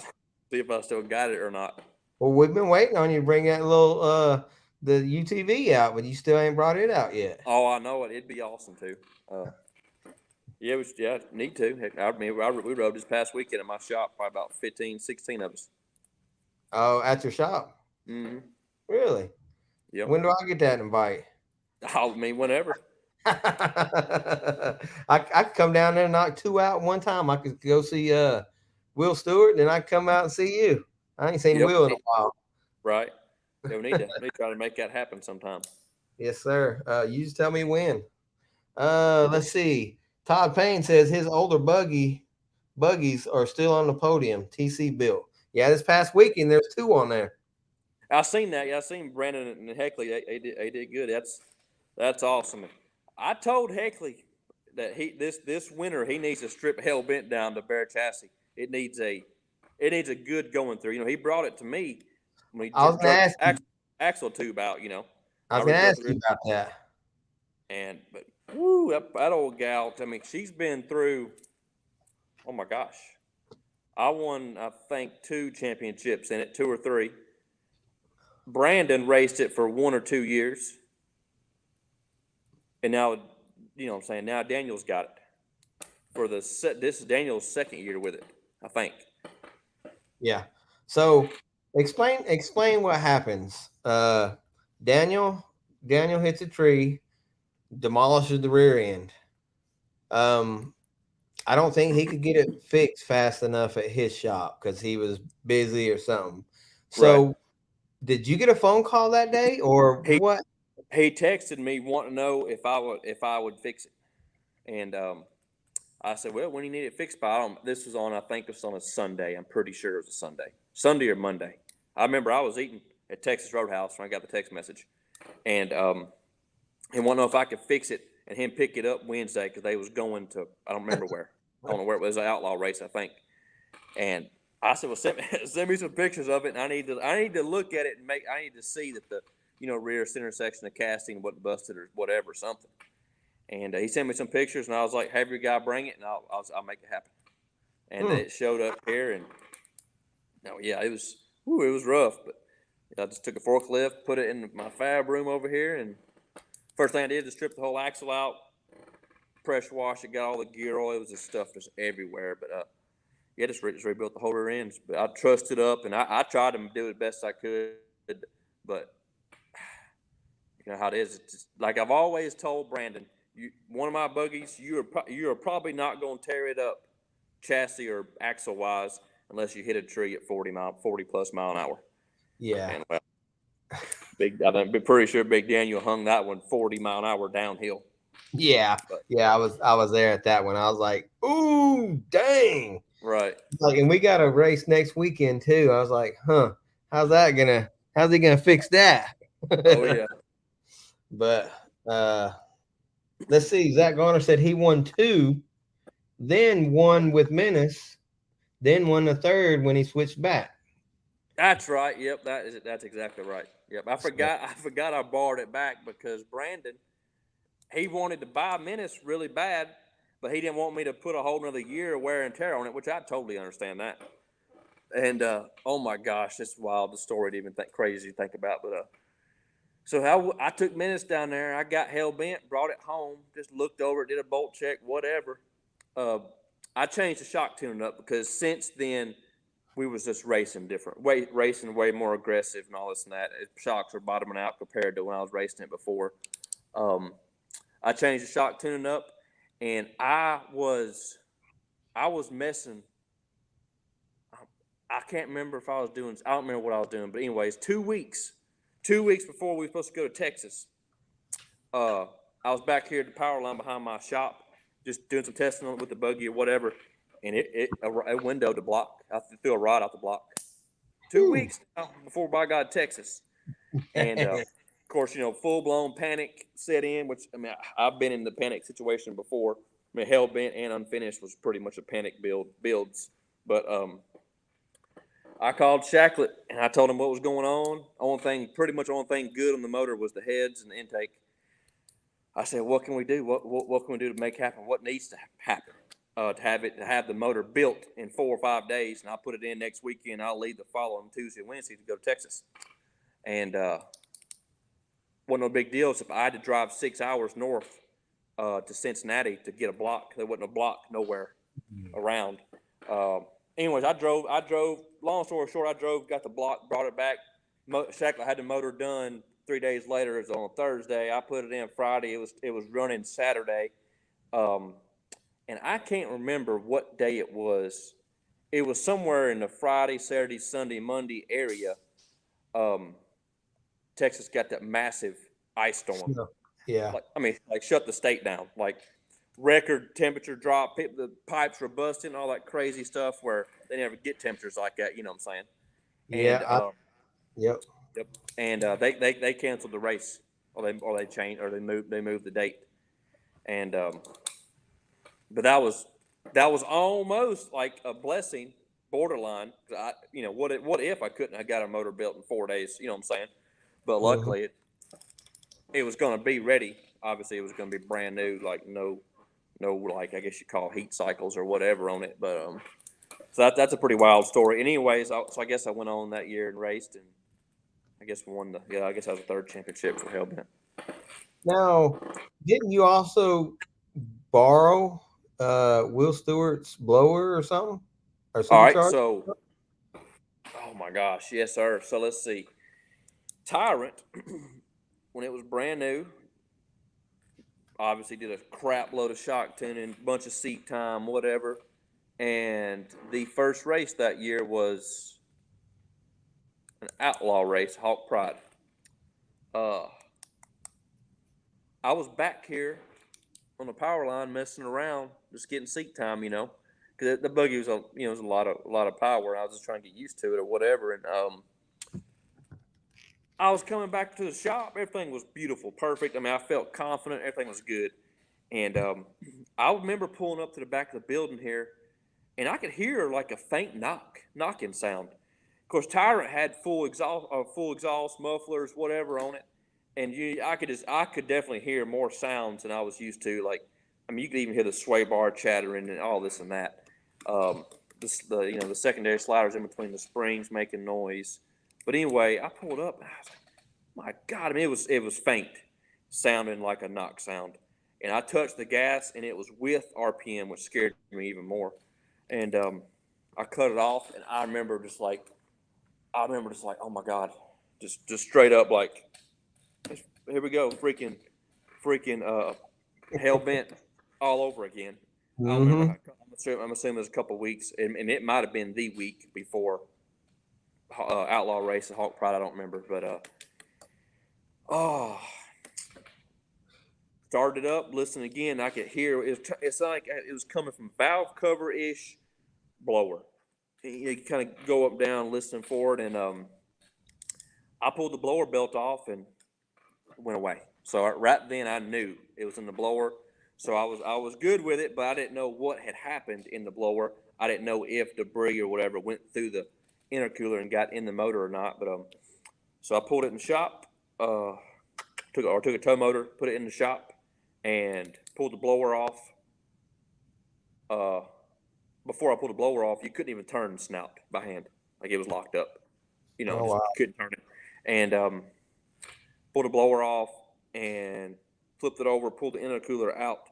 And on the top side of the intercooler, oh my goodness, it was destroyed, like littered with aluminum shavings, parts of bearing material. Luckily, the intercooler radiator was so dense, they didn't let none of that stuff get through. Well, so now here I am, like stranded, no blower, and Whipple. Of course, I love them to death. Awesome product, but by God, if you want something fast, pretty much it ain't happening. I got a hold of the owner, and I was willing to pay pretty much whatever really to get one, and they couldn't do it. They couldn't do it in the couple day time frame. And I never made a Facebook post looking for one. I don't think I did anyway. Because I remember Wilbert was building a buggy, and his old buggy had like a 2.9 liter, a smaller one on it. But I knew that his new one had a 4 liter. Was going to be a 4 liter motor, 4 liter Charger, and I didn't know if he had sold it yet because that's whenever he was kind of liquidating some parts here and there. Right. So I texted him or called him either one and told him what was going on, and he said, "Oh yeah, it's sitting right here. By God, come get it." So I mean, pretty much just like, wow, that just happened. That's of course, awesome. I thanked him a million times, of course. And anyways, went and got it, put it on. Yep, we went to Hawk Pride and raced, and What? we had a tuning issue. I remember like yesterday, but it was loading up and had some bad black smoke and remember I hit Maverick and it about backflipped. Yep. Because as I was patting the gas, it wouldn't pick up. But by God, when it picked up, it jumped what I would consider the ramp rock, and it nose dove into Maverick. But that was a tuning problem. We got that fixed, and as far as I know, it's still the same supercharger on it to this day. Oh, Will, he's a good dude. He's Yes, a good sir. dude. Yep, that's right. Speaking of Tyrant, I heard it's sold. Oh yeah, Big Daniel Bowman, son, the mug is. Well, I don't think that was. All I can say, gutter business must be good. Dan, I didn't say a word. I talked to Dan earlier, and it was like, well, I don't know when it's gonna be out, but I'll let you know when you can post about it. Well, Timmie Cameron just said, Hey man, Mugs, he done bring that thing out. I'm ready to see it do something. supposed to be in Missouri. Good deal. That'll be a good track for it. He ought to be reaching that 80-mile-an-hour mark on that track if he's got any sack. 80 miles.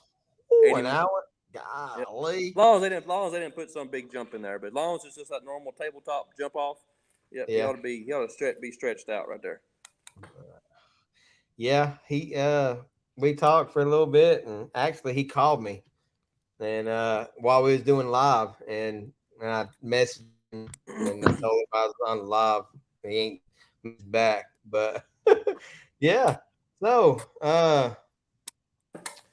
let's see. Travis Vance says so. Timmie calls that storm in Texas. Laugh out loud.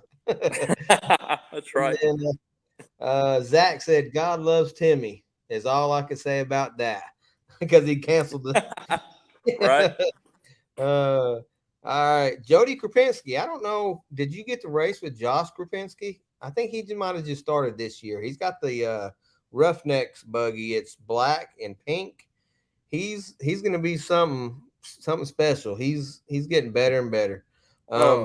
Is it UTV or big buggy? UTV. It sort of sits low, but it looks good. It's a dang good looking buggy. Yes, sir. I don't guess I know. I mean, I might have met him before, but I'm bad about remembering everyone's name, Right. But Jody, his dad says, which buggy did you like racing better, the big buggy or the UTV chassis? Oh man, I don't mean. Honestly, I mean, racing wise, I love both of them. I will say the Razor or UTV probably does need a little bit more attention, especially if you get pretty rough with it, Yeah. But the big buggy can be in the same aspect if you drive it with no respect and, what I mean, if you just, if you hit stuff wrong or whatever, you know what I'm saying? Right. But I don't know. I mean, I'd have to lean towards big buggy, I guess, because that's what I've done since I was like 14, 15 years old, or driving one wise. Right. Eagle Eye Production says good evening. Good evening, sir. What's up, Lucas? How are you doing, brother? Can you see this? What's on the screen? It says Facebook user, but that's from Zach Garner. Dan put a deposit on Menace and Hellbent already. I don't know about Hellbent, but probably. Well, I'm gonna say it's probably be hard to get to, but Menace. Whew, not unless Brandon has a massive change of heart. He loves which that buggy. I know for a fact. It has been at least 2 years ago, year and a half ago or so. He was offered almost 300 grand, for a minute. So, What? oh yeah, Dang. but That's crazy. which I get it. I mean, Was that Dan Bowman? no. Oh gosh. Oh But, man. I love Dan. He's a good dude. I understand when you get something you're used to and the bugs are worked out and you're driving it good or whatever. It's hard to start. It's hard to start all the way over from ground zero, especially oh gosh, like if you've not been around it a whole lot and kind of know some of the shortcuts of a brand new bouncer, kind of knowing some of the shortcuts to go out here and get the shocks extremely close pretty much within 15, 20 minutes of playing with it. It's little stuff like that I feel like adds to of getting a brand new machine race ready, within a few hours, I guess you'd say. Yeah. Let's see. Who's this from? Jeremy Hudson. No, not Jeremy Hudson. Tanner Blansett. He runs with Wes. If you can say, what's your opinion on the BK bouncer builds? Oh, you're talking about Jake Berkey stuff? Yeah. Oh my gosh! I mean, what I love about it is they're fully drawn in CAD. Like, I mean, say if I had one of Jake's Berkey's and I flipped it over, I'd been a panel, or if something happened to an interior panel, you can call Jake. I'm pretty sure they're laser etched, numbered on each panel, I think. But and you can just get whatever for the machine because they have every single thing probably in stock. And Matt Schuessler, he put one of them to the test too. I mean, yeah, he did. As far as I know, never had no chassis problems. He was blowing SCS transfer cases in half from a 1,500 horse blower, never cracking a throttle in the air. Schuessler style. Yeah. But never. Well, heck, he didn't he podium? Yeah. Yeah. First time back. Yeah. That's what I thought. That's awesome, by the way. Yeah. That's right. I was like, it's almost like a dream or something. You ain't been out in what, 2 years? Oh yeah, I know. Yeah. Yeah. But no, I feel they built a great machine. I'd love to see, some more guys race them. I'm pretty sure at West Virginia there was a brand new one that the dude corkscrewed on hill 2, landed on the roof. I think that's a brand new busted knuckle race buggy. Yeah, he also raced at Blue Holler at the Outlaw race. Okay, yep. Carpenter. I can't remember his name.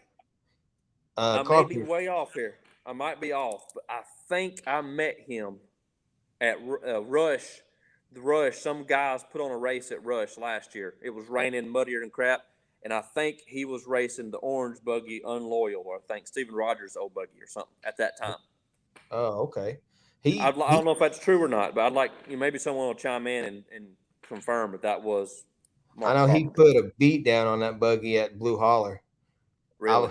Yeah, because right after I videoed him or whatever, I went over to Matt Myrick. I said, "What do you think about that?" I said, "He beat the crap out of one of Jake Berkey's y'all's buggies, and they flipped it over and ran great." I'm like, "Y'all built some awesome rigs out there." So I feel like hands down, Jake's got it figured out all the way from, I'm assuming, probably having catch cans whenever the machine flips over upside down. It catches fluid from getting on the exhaust to catching on fire.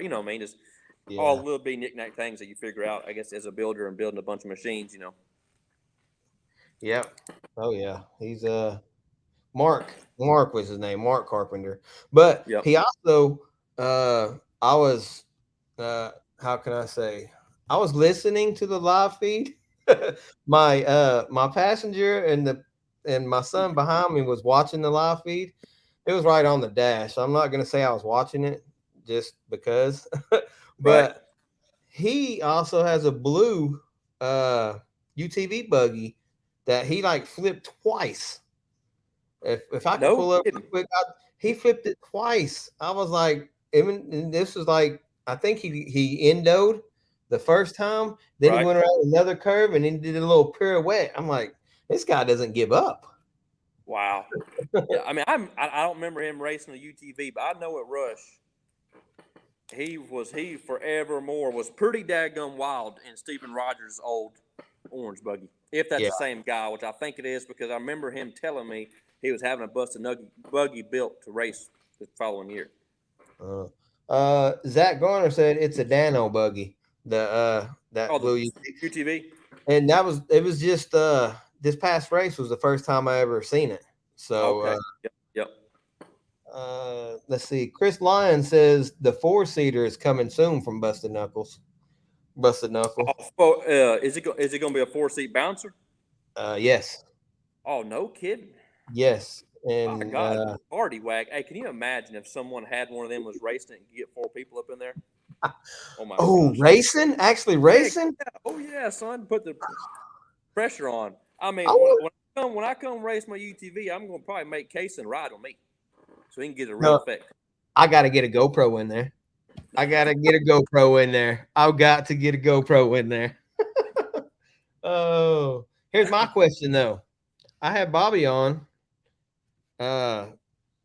last week and they swapped. So if you let Kason and your buggy, are you gonna let him drive your buggy and ride with him? I may have to change some of my secrets. I got some secrets going on that driver's side over there. Oh, oh yeah. Oh, Clay Kason said bet. Oh yeah, it's Oh, on. yeah. So Oh, so that when would you be bring fun. when you bringing that out, because I want to see this. Yeah, that would be really really fun though. Actually. Yeah. So of course the passenger has to have the Hans and all that stuff too. Yes. Oh yeah. Yeah. Most certainly. So Jonathan Shepard got a question for you. Is TC new buggy running long shocks? Is that the ones that are bypass and spring all in one? I'm not sure what. I mean, I don't know. But I mean, if that's not what it is, if that's what he's talking about. What do I've you? seen some that they were long as crap, but it is a bypass built into a coilover also.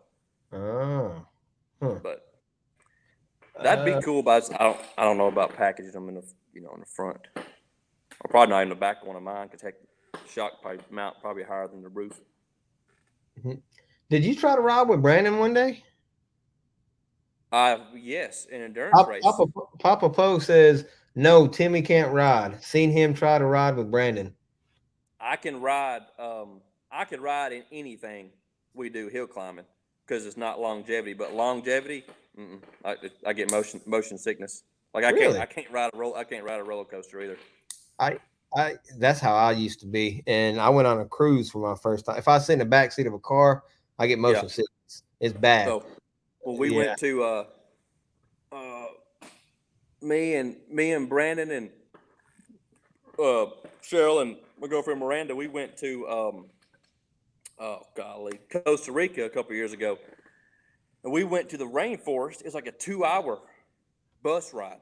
Oh, And I didn't think nothing of it because, I mean, I haven't got motion sickness. And, man, probably since that time, I had told Brandon I got to get out, after riding with him. It was probably 45 minutes to an hour, maybe. And no, I know now I would have put a patch on or something. I just didn't happen very often, so I wasn't prepared for it. Well, anyways, on this bus trip, probably an hour and a half in or so, I could just tell, oh my gosh, I could feel it coming, and I could catch myself looking out the window and trying to watch stuff go by, and try to make it feel like I was sitting still instead of the stuff just flying by, mm-hmm. And I remember Cheryl and Brandon was sitting kind of the seat across, but up one row. And I remember I tapped Cheryl on the shoulder and I was like, I'm gonna be sick. I'm gonna be sick. And she had a bag. She had a bag, and she gave it to me, and it was just the graceful, nice and quiet. Just I puked. It wasn't much, man. I threw up a little bit, and Brandon, of course, that mug's over there by God showing out, chewing some freaking, because he's the same way. He gets motion sickness. He'll tell you. He's over there chewing some kind of motion sickness gum, and I'm back here just about to die. But anyway, needless to say, on the trip back, on the way back to the hotel or resort, whatever, Cheryl, she gave me some of that gum, and we was good. It was good to go. But yeah. So that's why I don't. Which I'm not a big fan of roller coasters. No way. You walk up there and look at that thing's held on with a 3/8, 5/16 bolt. Yeah. Just gonna pass on that. So yeah. I went on. Hang on a second. I went on my first cruise, and I was like, I get motion sickness. So my wife, I called the doctor, and I got some patches for me and my wife. So we got some patches. We put them behind our ears, and I was fine for 2 days. I woke up that third day, and I looked at the menu for breakfast. I couldn't read. My vision was blurry. I was actually scared. I was like, I bet. oh God, I know I'm getting old, but I was like, this is crazy. So Wow. she got up and she looked at the the description of everything. And the ones I got from the doctor, it says blurry vision as a side effect. I'm like, well, she also got some from Amazon, and it was cheaper. So I was like, read the description on that. Yeah. She read and didn't have no blurry vision. I was like, take this sucker off. Give me that other one. Oh. Yeah. Wow. Oh man.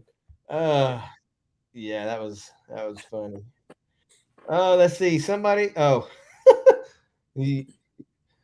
does Miranda ever talk about me? You know who that's from, Zach. I'm sure there's probably been a phrase or two here and there. Zach also says that single shock you're talking about, is it like a ORI? Oh, that I'm running? Yeah. Fucking capital hell no. No. Oh. I won't ever be on one of them pike shots. Hey, even though Jake made them work really, really well. I mean, I'm just joking and teasing. I won't ever have one, but they've came a long way. I mean, those new ones on Nick Wright, one of Pike's old buggies, Nick's buggy. Yeah. Those new ones, those mugs they're bad. I mean, rebound adjustment at the bottom and everything. They're really cool. Yeah. This is not for me. I feel like it. I've always looked at it as like, if I have an oil problem, like I break a bypass shock and all the oil runs out or whatever, at least I can still have spring rate to finish a course or, race the next course or whatever. And heck, they may have some kind of trick to them, but from what I understand, if you knock a straighter off, I'm pretty sure it goes to full bump. But it may not. I don't know nothing about them. But no, sir, I won't be rolling with none of them. So, Chris from Diddy's Big Block, he's laughing at you. Capital hell no. I can only imagine. Oh man. So speaking of Pike, are you going up to his wedding? So I got an invitation and everything. Just gotta make sure I can work it in. Heck yeah, work it in. You're gonna work it in for Pike. That's your bro. Let's see. Chris Lyons says stick with works for you. I mean, so you got a name for that buggy? The new trail race buggy? I'm still trying to figure it out. Okay. Don't get me wrong, I got like 5 or 6 wrote down, but I mean, I feel like names are getting hard, and I don't know. It shouldn't be like that. I don't know why it's hard. I was Like, wondering how you ever come up with them. all right, well, so like Menace and Tyrant, Todd Payne, that's Cole's daddy. You know, he pretty much came up with them, and Oh, of course, like Hell Bent, and Unfinished Business, they pretty much they explained themselves when they at the time they was built. yeah. You know, Well, and like you come out with Hellbent, and I was like, my son ain't gonna be able to wear that shirt to school. right, yeah. I'm pretty sure he did anyway. Right. Oh, so you never gave me your 4 UTV guys. Oh gosh, talking about the Mount Rushmore thing. Not Rushmore. You never gave me your 4. Oh gosh, let's see. We're gonna have to have a relapse here.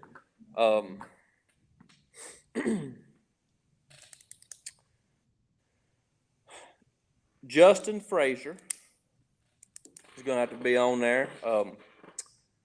You know, he's the one who actually built me my first Razor buggy. This is before I was even in the Razor game. You know, I drove one of his at Rush Off Road, and I was like, oh my gosh, that just happened. Like I just couldn't believe the stability and whatever of a buggy machine versus like a full body. So Justin Frazier's got to be in there for me. You know I'm talking about RSC. Oh yeah. Yep. Razor goes back far. He goes Oh back. yeah. We done a bunch of hill climbing together too. Stacy Wilhoit, he was he's kind of an old schooler. It was he was me and him was pretty big rivals too back in the day. Whenever we was racing a lot, when he was racing before he got out. So I'd say Justin, Stacy, Jamie Coldiron. Okay. Now he raced what last year? Some? It's from what I can recall. No, I remember him racing possibly the year before that a little bit. Okay. Yeah, not all the time. Just he come out, just race a couple. Was that year before last? I believe it was. I think. Okay. What we got? We got Justin, Stacy, Jamie. Ooh, whittling down here, son. Oh my gosh.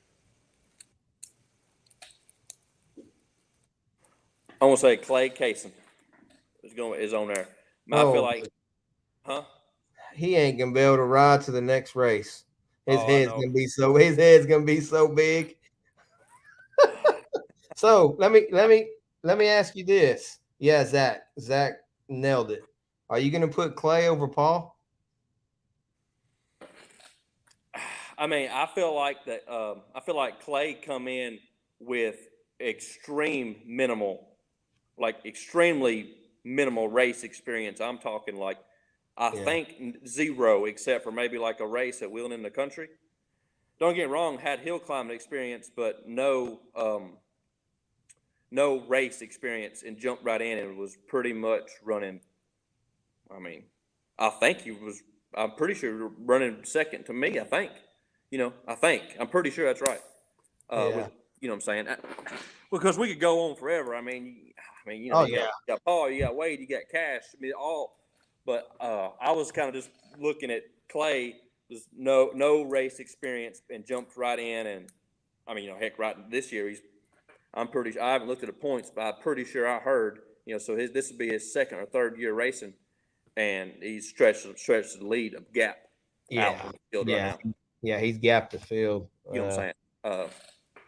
And he knows what it takes too. He knows he can dial it back and just come in whatever second, third, fourth, fifth, and still probably be good for championship. That's exactly what he did for the Outlaw at Blue Holler. Oh yeah, that's what it takes. I know everyone wants to win every single race or whatever, but I feel like if you can make yourself, if you got a lead and not, stuff like that, whatever, you can dial yourself back and as long as you don't have some kind of mechanical failure. Yeah. But all right. Lucas Eagle Eye says he needs Timmie back racing to push him. Shoot. I'm out of practice. I've been out for a year. I'll probably have a rude awakening if I come back and try it. There's some fast ones. There's some fast ones out there, but that battle between Wade and Paul and you.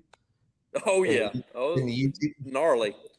Man, that was the season for the UTV class. Yeah. That was. Oh man, yeah, that was something to watch right there. Right. Nathaniel Bell's watching. He just got in here. He's the one that's got your UTV. That he's doing good. Hey, Nathaniel, he done said you better be stepping your game up. You if you're gonna have a green light, got that green light on there. You better be stepping it up, son.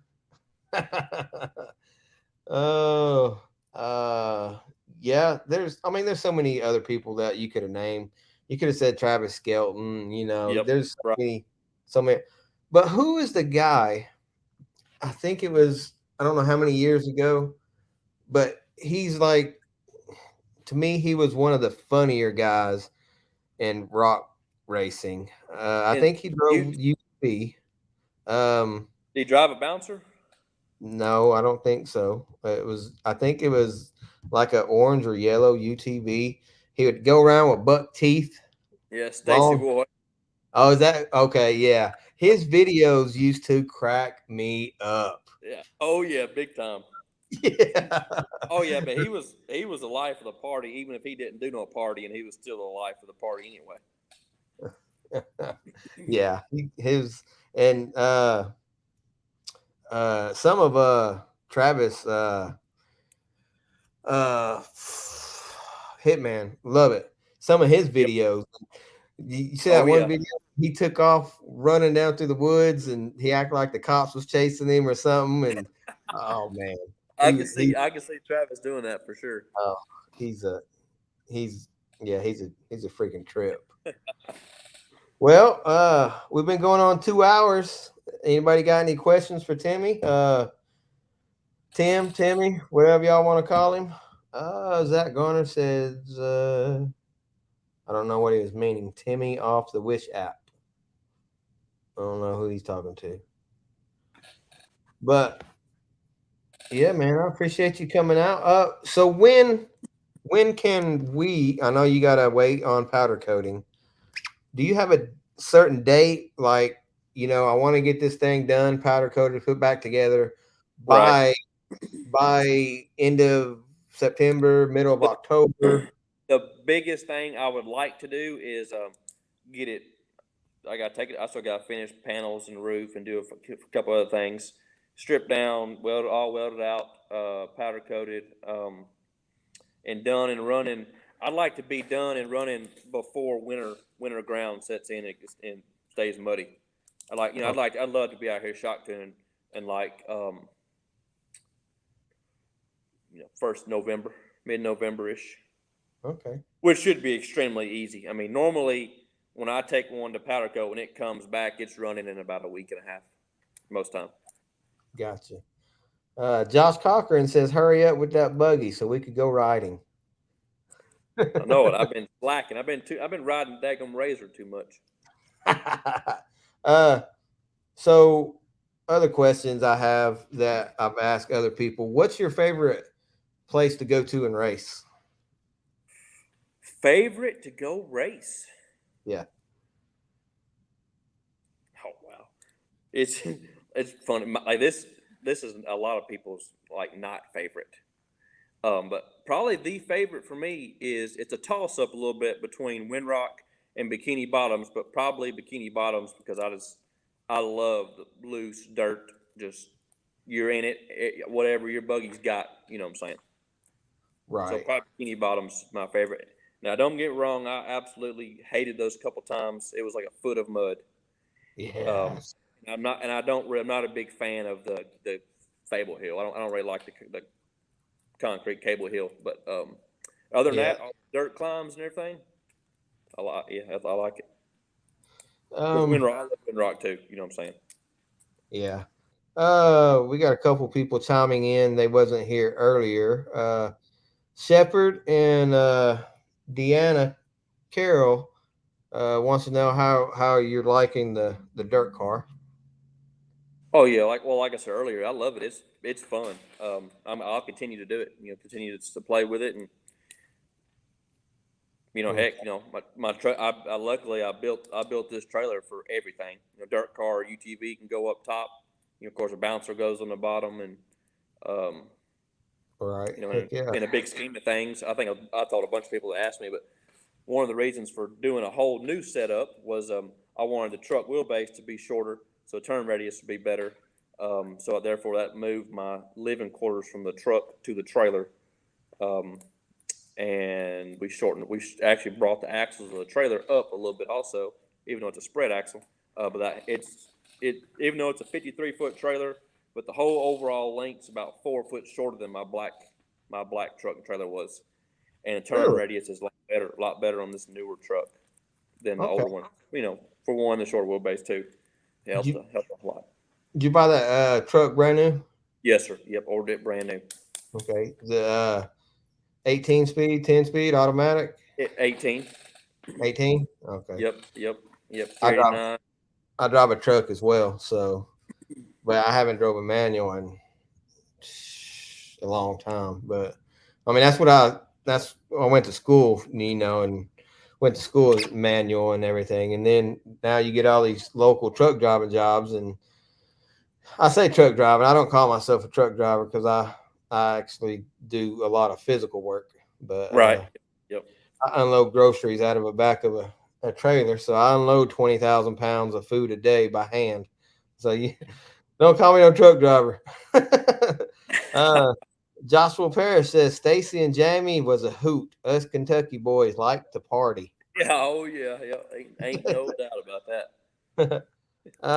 How's the learning late model going? Is it more than you thought?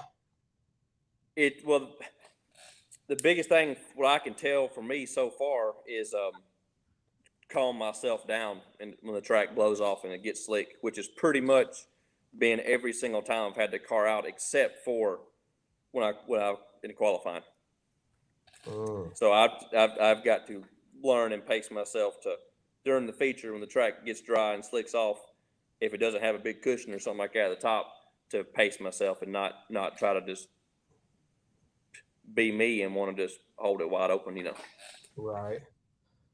But it's cool though. It's a it seems like even though laps are fast, like 12, 13 second, whatever, depending on what size of the track. But it's cool to the whole time you're I feel like you're thinking, and it's to me it's definitely like calm.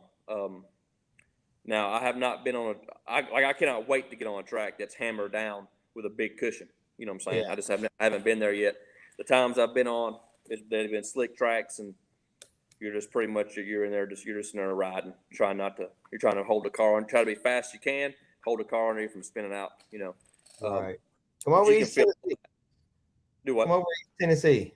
We got some Oh pretty. yeah. No, ain't no doubt, for sure about that. Yeah. Just I actually need to go get more tires now. I need to groove all 4 tires. And I've been trying to get this buggy done before winter gets here, so I can at least have it completed before winter ground and it gets muddy all the time. So you got a tire sponsor for the dirt car too? No, No, I got a buddy of mine that helps me out, but there's still got to buy them. I got you. Matt Shabani says, where do you rank Cable Hill out of all the hills? Oh me,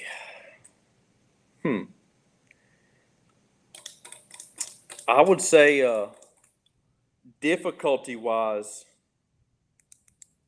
it's probably about a 6. Fun, exciting, like adrenaline rush wise, I'd say it's on up there 9 or 10. But when it comes to like scary or you better know where you're at, like unless you want to crash, I'd say more around it's probably a lower, like a 3 or a 4, compared to like a rush 30, Right. 40 foot bluff or something. You know what I'm saying? I got you. Mr. Heckley himself says, "Get that buggy done. Ready to see you back at it." TC Bill. That's right. I can't wait to get it done and come play around a few times next year. Let's see. Let's put two and two together. Timmie likes Windrock. Timmie's going to bring the buggy to 2024 Windrock. Is that what I'm hearing? I don't know about that. That'd be it. I would have to if for me to do that, I would have to feel pretty daggum confident. You know what I'm saying? Yeah. Like I feel like that's a short window to. I mean, don't get me wrong. I've been in a bunch of situations where crap's got to get done right now, but I don't feel like rushing either. You know. Right.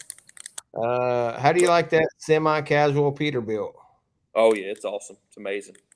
Definitely is. They knocked it out of the park. I mean, I was able to kind of tell them a color scheme and a few little things here and there, and me and Brian bounced back ideas, and he bounced back. Well, what about this right here? And he would have another truck that I could look at it and see it and think, oh yeah, we need to do that. So it's definitely definitely turned out cool. Sure I know did. it's Really, I know a lot of it's personal, but you need to do like a tour of that truck. Oh, I know it. No, I agree. I'd love to. I just need to do it.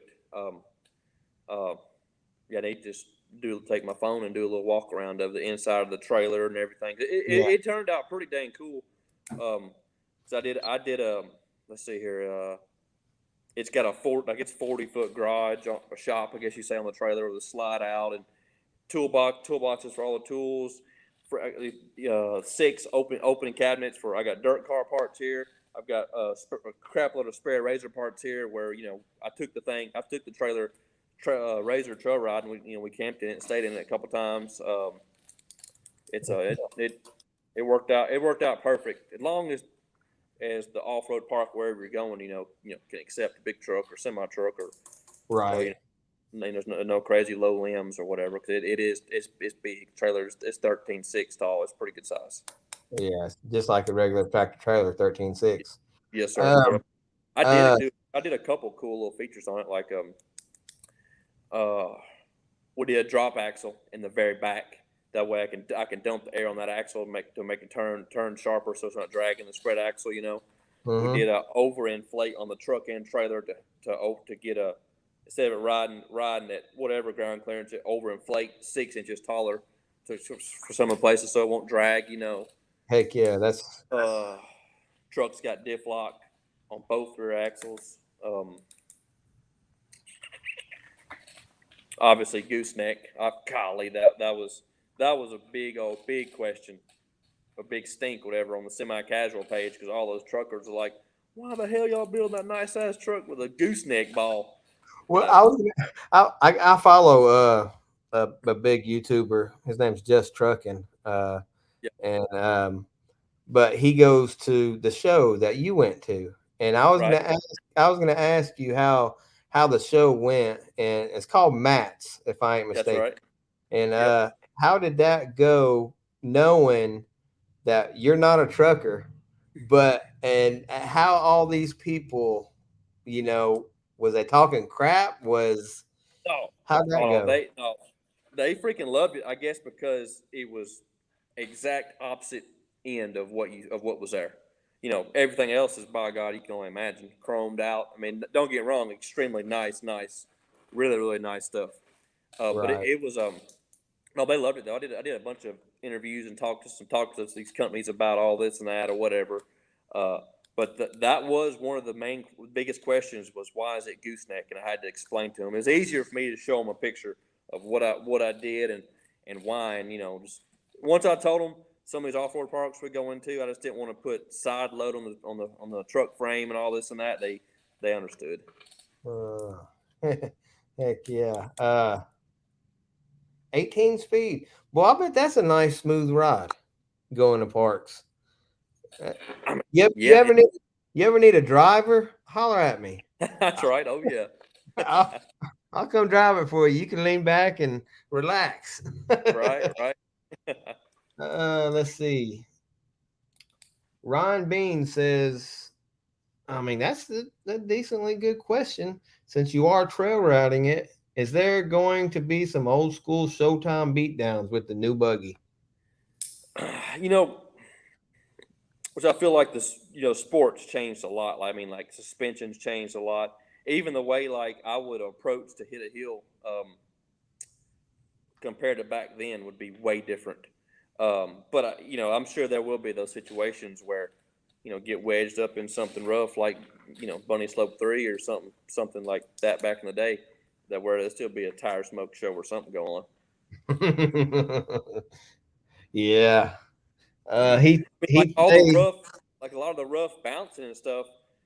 Like Showtime, that mug had, I think it had probably 5 inches up travel, 4 or 5 inches up travel in the front. You know what I mean? Mhm. So it was, you backed up and hit something. It was going to be, which I feel like somewhat helps me, and I feel like that's what helps Wes too, is the rough bounce and just go with the flow, like go with the bounce, and no matter what, try to maintain forward momentum. And see, that's a lot. That's a lot. I guess that has to do with experience because what I see a lot of people do is they'll hit that bump, they'll let off the gas, and Right, that's it. They'll go back down. Now, a lot of the veterans, they'll hit that rock, and when they go up, they can feel their momentum still carry forward, so they're still right, on the gas, and then they'll end up climbing the hill. yeah. So, uh, Michael Garsky says, "You're too, Bub. You're too busy with social media. I can drive it for him." Michael Garsky said that. That's right. Yeah, he drives a truck too. Oh Lord. Uh, so we will see you next year for sure. Yep. I Not don't know. not the whole season, There's but no telling when. I mean, I don't. There's no plan. I mean, I'm gonna play with this dirt car on and off whenever I got free time. Of course, that thing is way more maintenance slash get ready to go race involved versus my rock, like a rock bouncer or my UTV. I mean, I can, as long as I ain't crashed it and broke nothing, I can go over there and pretty much bolt check both of them and have them ready to go in hour 15 minutes. But the dirt cards, got groove at least 4 tires. Not unless I got tires already ready to go or they weren't burnt up from the time before. But the guy groove at least 4 tires, maybe even 6 tires, depending on how much stagger I want to change for like qualifying or whatever. But and then set the car back to a neutral position. Not unless I know where I'm going, then I might kind of have some notes or whatever already set up for then. But at least get it changed from the track before. Bolt check everything. I'm saying. So it's just so. Anyways, I'm gonna race it and play with it whenever get free time. yeah. And at the same time, race bouncer, race UTV, just really just whenever kind of want to go to one. Weather looks nice and it's gonna be good. Whatever, heck yeah, we'll roll out. So why have you always been a one man show? I mean, Um, have you always been to yourself? I mean, my wife's yeah, like that. She's to herself. She don't. right. You I always don't. been like that? It started out like that because you know, even now, a lot of times, like when I was rock bouncer racing or whatever, um, I would leave on Thursday. Sometimes would leave on Wednesday, depending on how far away it was. And it's just hard for a bunch of buddies of mine or someone who's going to get off work those 2 days or maybe even 3 days. Right. You know, Yeah. so I got used to just. Oh yeah, I mean, heck, probably 90% of the time, maybe even a little bit more. I was by myself. Yeah. See, I've Which I've ain't seen no big deal. I mean, once I got there, I mean, I knew everyone there. It was fine. right. Well, I was talking more in general, like back at your shop. Do you have people come over and help? No, Or no, it's just me on that. Don't get me wrong. Like when a buggy is brand new starting, I'm bending a frame rail or an A pillar that's 15 foot long. You know, quarter inch tubing, quarter wall, whatever. Uh, yeah. Whoever. A lot of times, buddy of mine, Cole Payne, he'll come hang out after work or something like that, and and I have him help hold one end of the pipe while I put it in the bender or whatever. You know what I'm saying? Okay. Yeah, he was big into the rock bouncing with oh man, I can't remember The the game thing. the gaming stuff. Yeah. Yeah, by God, I'm gonna put a gap on somebody at that beam. Have you ever gotten any of that? Oh yeah, I got a whole driving simulator in there set up with steering wheel and pedals and all. Really? So Oh you yeah, race? I don't do with the them? racing thing. I don't do the racing thing. We go in there. It's like 10 or 15 of us get headsets on, everything. We talk to each other. We go hill for hill and just climb stuff. Really? Oh yeah. Yep. I'm gonna have to come see what that's all about because I might have Yeah. to get one of them at the house. Oh yeah. I mean, the computer is what costs the most. Other than that, the pedals and all that stuff's from Amazon. Oh, okay. Did Cole build the computer for you or? No, I got it's a SkyTech computer. Okay. All right. Cool. Randall Key is watching. I hadn't seen him in a while. What's up, Randall? Hope he's doing good. I ain't talked to him or seen him in a pretty good while. I think Wildcats last time I seen him this year. Right. Yeah. I seen a video where he jumped that big hill at Indian Mountain. They had a little race down there or something like that. Oh yeah. Like he stepped up, big jump. Yeah. Heck yeah. Let's see. Zach Garner said clear coating primer gray is not a color scheme.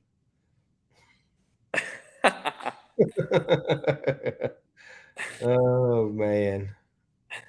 Your mama was watching earlier. She probably done went to bed. Yeah. Hey, once it reached 10 o'clock, we dropped like 35 people watching. I was like, yeah, 10 o'clock. That's their bedtimes. Right. Scott Goforth watching. You still get tires from him? Yeah, so I get my UTV tires from it, Vision wheels from him. Yeah, he's been massive help. I really appreciate it a lot. Well, and of course, you're sponsored. Since you're sponsored, sorry to interrupt you. Are you good? Since you're sponsored by Intercode, do they ship them directly to you, or do you have them go to Scott so he could have? They'll come here. Then I'll get Scott and Donnie to put to get the cut put on them. Or Donnie, that's what I meant. Yes, sir. Okay. Let's see. Cole says beaming drive on PC only. Dang good time. Yeah, Cole. He what he's talking about is his is still piece or hand. He uses a remote. I think it's an Xbox remote, I believe. Yeah, he's been wanting to upgrade to a steering wheel, but he hadn't done it yet. Gotcha. But that Beam NG, that's what it's called. That's what the. Oh, okay. You can explain it a lot better than I can, but Beam has a variety of all kind of different stuff on it. But I don't even know what the hill climb thing is even called. He'll probably chime in and tell you what it is, but oh yeah. When they first come out, it was him and Dustin Girding and Williams. Justin. Yeah, those three was doing. I didn't know you was into it though. That's pretty cool. Yeah. I didn't do the racing thing with them, but I did get on there and was just climbing, just playing around. You know what I'm saying? Right. Heath Day says, other than yourself, who would you say has brought the most innovation to the sport, machine rig wise? Nobody.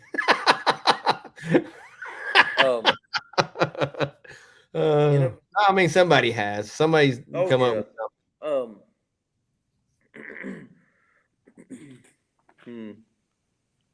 I mean, that's a hard question because when you say innovation, that's big.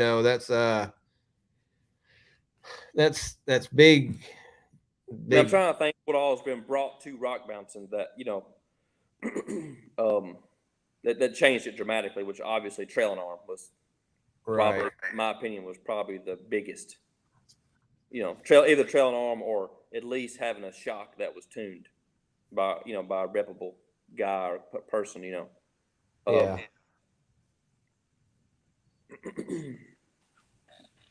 I don't know. I don't know. IFS. Oh crap! Clayton Hollingsworth. He had that that daggum little bitty thing. What was that thing? I only know what it was called. That little bitty. It was Yeah. small. It had little bitty tires on it. Mhm. 4-wheel drive, whatever. That mug was bad, son. I don't remember. It might have been IRS also. I believe it was IFS IRS. And I tell you another guy. I'm drawing a blank. Oh my goodness, Kentucky Hill Killer too. I'm pretty sure. He has a messed up hand. Someone will chime in with his name here in a second, but he was one of the IFS ones that goes way back. Brought it to the sport too. Yeah. Somebody chime in. Oh yeah, but man, been so many around Brian around here. I feel like Adam Woodley and Brian Cole and Jimmy Smith were probably the ones that were doing it that kind of brought it into this little area. I guess I feel like southeast. I guess. Yeah, I told Jason the other day that I would like to get him and Adam Woodley on here live. Oh yeah. Yeah. Josh Parrish and Tim Little Tim says Mark Settles. Mark Settles, yes sir, that's him. Oh yeah. Yeah.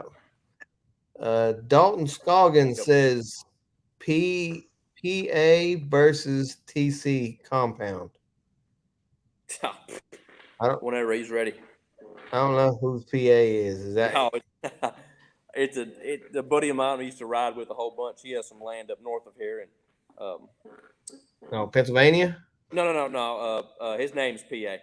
Oh, okay. Or nickname. His real name is Paul Allen, I think. But oh yeah, we used to get wild though. I mean, like back when I had like 900 days, 1,000 before turbos came out.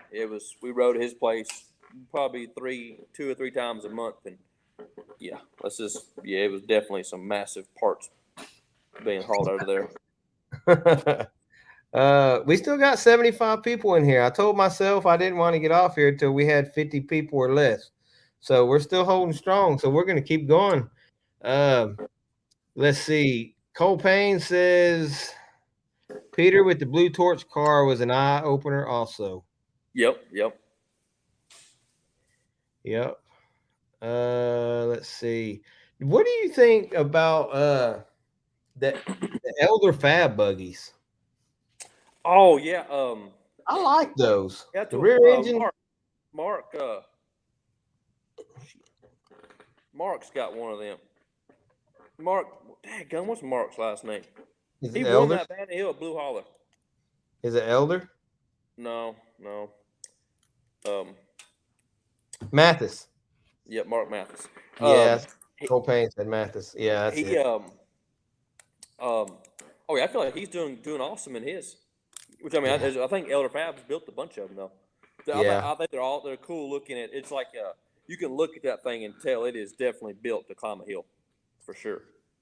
There's a couple guys in Kentucky, and Josh Parrish is one of those guys.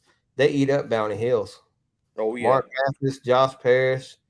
I mean, those are what I call Bounty Hill guys right there. Yeah, ain't no doubt. And Mark Mathis actually raced Winrock this year.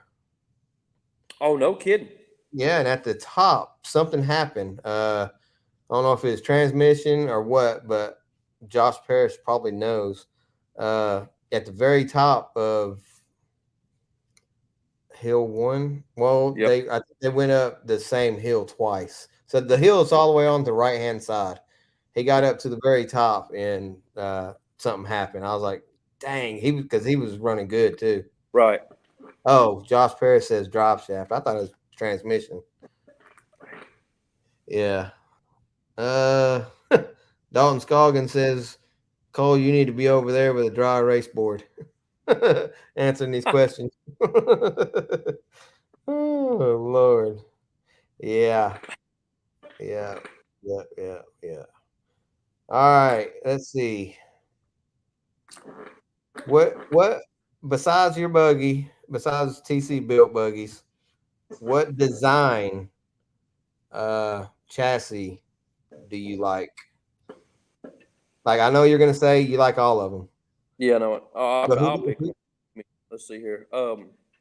your busted knuckle reject fab, um, uh, the elder fab buggies. It's either gonna it's either gonna be Bomber Fab by Randy Mama. Slauson Yeah, or Jimmy's Garage, Jimmy's 4x4. I love Jimmy's 4x4, their new one. Or like the last one that Derek West had and Derek raced, the lead arm machine. The one he yes, sold when he got out. yep. Kate Rod's got the same set up platform. Um, Okay, the, I'd say it'd be down between one of them. I mean, probably Randy Slauson. But I love yeah. Randy's bombers. Austin Pruitt says bomber all the way. Yes, I believe I've seen that buggy. Clayton's first little IFS IRS was the Ecotech buggy. Yeah, Mug was rowdy. That's the one. That's the one where we was at. We was somewhere, but it had like a filter or something on the back, and that mug popped off, and it sounded like a shotgun went off. I Oh was yeah, I like, mean "Holy that mug. Oh my God, I can't even. It's. Whew, I cannot imagine driving that. It was like a mini buggy, but souped up razor just forevermore just buck plumb wild. I bet power to weight was there's no telling. Probably yeah." 2,000 power monster truck or maybe more. God, I think it was something to see for sure. You remember that the silencer buggy? Yep. Oh yeah. When Talking that about buggy, I don't what remember who had it, Ethan but Spiegel had. maybe when it come to live, it sounded rowdy, Yeah. rowdy. Spiegel might have had it. The turbos. I thought that was Ethan's buggy, Jason's son. Um, but Uh, Jonathan Arnold said Clayton's red buggy was an Ecotech transaxle buggy. yep. So it was our IRS then. Yeah. Cole Payne says Stony Lonesome. That mug showed out of Clayton's. Yeah, that'd be Yeah, the newer, bigger bouncer. yeah. That silencer buggy. Yeah. Heath Day said Todd Puckett. Oh, okay. Yeah. Oh, yeah. Yeah, That was kind of. Oh, yeah. Whenever Todd and Jason Spiegel and all them was kind of building stuff together and running together. yeah. Cody Kaysen. Cody, well, it's past your bedtime, bro. I go to school tomorrow. Oh, don't make me keep you up, Cody. You graduating this year or something, I think. Oh, let's see. Who does your graphics on your buggy? You got a local guy? Yeah, just Oh heck, a couple guys have done it like the last few. I'll just kind of tell them, I'll just give them all the vector files or whatever for the logos and kind of give them a color scheme, and they'll draw up something, and then we'll just kind of go back and forth on ideas, or. Oh, okay. But this new one, this new one, I want to try to change it up pretty drastic. Are you still Like, going with green? oh yeah. I'll always have to keep my same colors. I didn't know But because Brandon's talking about changing his. yeah. No, I'll stick with the same color scheme. Okay. Yeah. I had Brandon on live and he was talking about once he gets his Ultra 4 car, he's gonna try to get everything the same. Right. And I was like, going away from orange. So I don't know. We'll see what he comes out with. Have you ever decided on anything Ultra 4? I know you went over there to King of the Hammers and all that, but Oh yeah. Oh, it was awesome. I would never. I would never. I wouldn't want to have one and then have to travel that far to to race KOH or whatever. But it was so the time I did it, I was just asked to be the driver of the team. Okay. And guy from West Virginia, Richard Domas, that's who owned everything, the car, the truck, trailer, and he asked me to drive, and he told me to pick my own pick my co-pilot. Of course, I picked Cole Shirley. Right. Yeah. And it was awesome. It was a really, really good experience. I mean, pretty much 12-hour car wreck. Yeah. I wouldn't be able to do that. Especially, I don't know how many mile marker it was to the finish. I think we had like 12 miles left, and we was hitting this little roller section, just too aggressive for the shock setup, and they blew the back seals out. So we was pretty much riding on spring only in the back, and wow, I can't believe, I don't know how in the world the shock bolts didn't shear off. Dang. Yes, Jonathan Arnold said Cole bumped the power switch. Did that happen during the race? No, I don't know. Let's see here. He's probably referring to when we was pre-running for KOH, like a week ahead of time or whatever. We was pre-running. We was in the middle of nowhere, and we had accidentally been given the year prior race course, so we was out there on that military base where you're not even supposed to be at. Oh yeah. Anyways, we was hauling butt across there. All of a sudden, boom, dead. Whole buggy dead. Power, everything dead.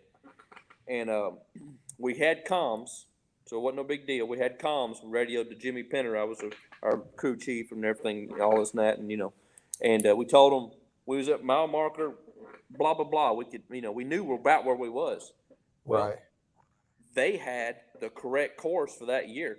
So they went to that mile marker, went both directions, like 5 miles. We was nowhere to be seen because me and Cole Shirley in the bomber car, we had they gave us the wrong.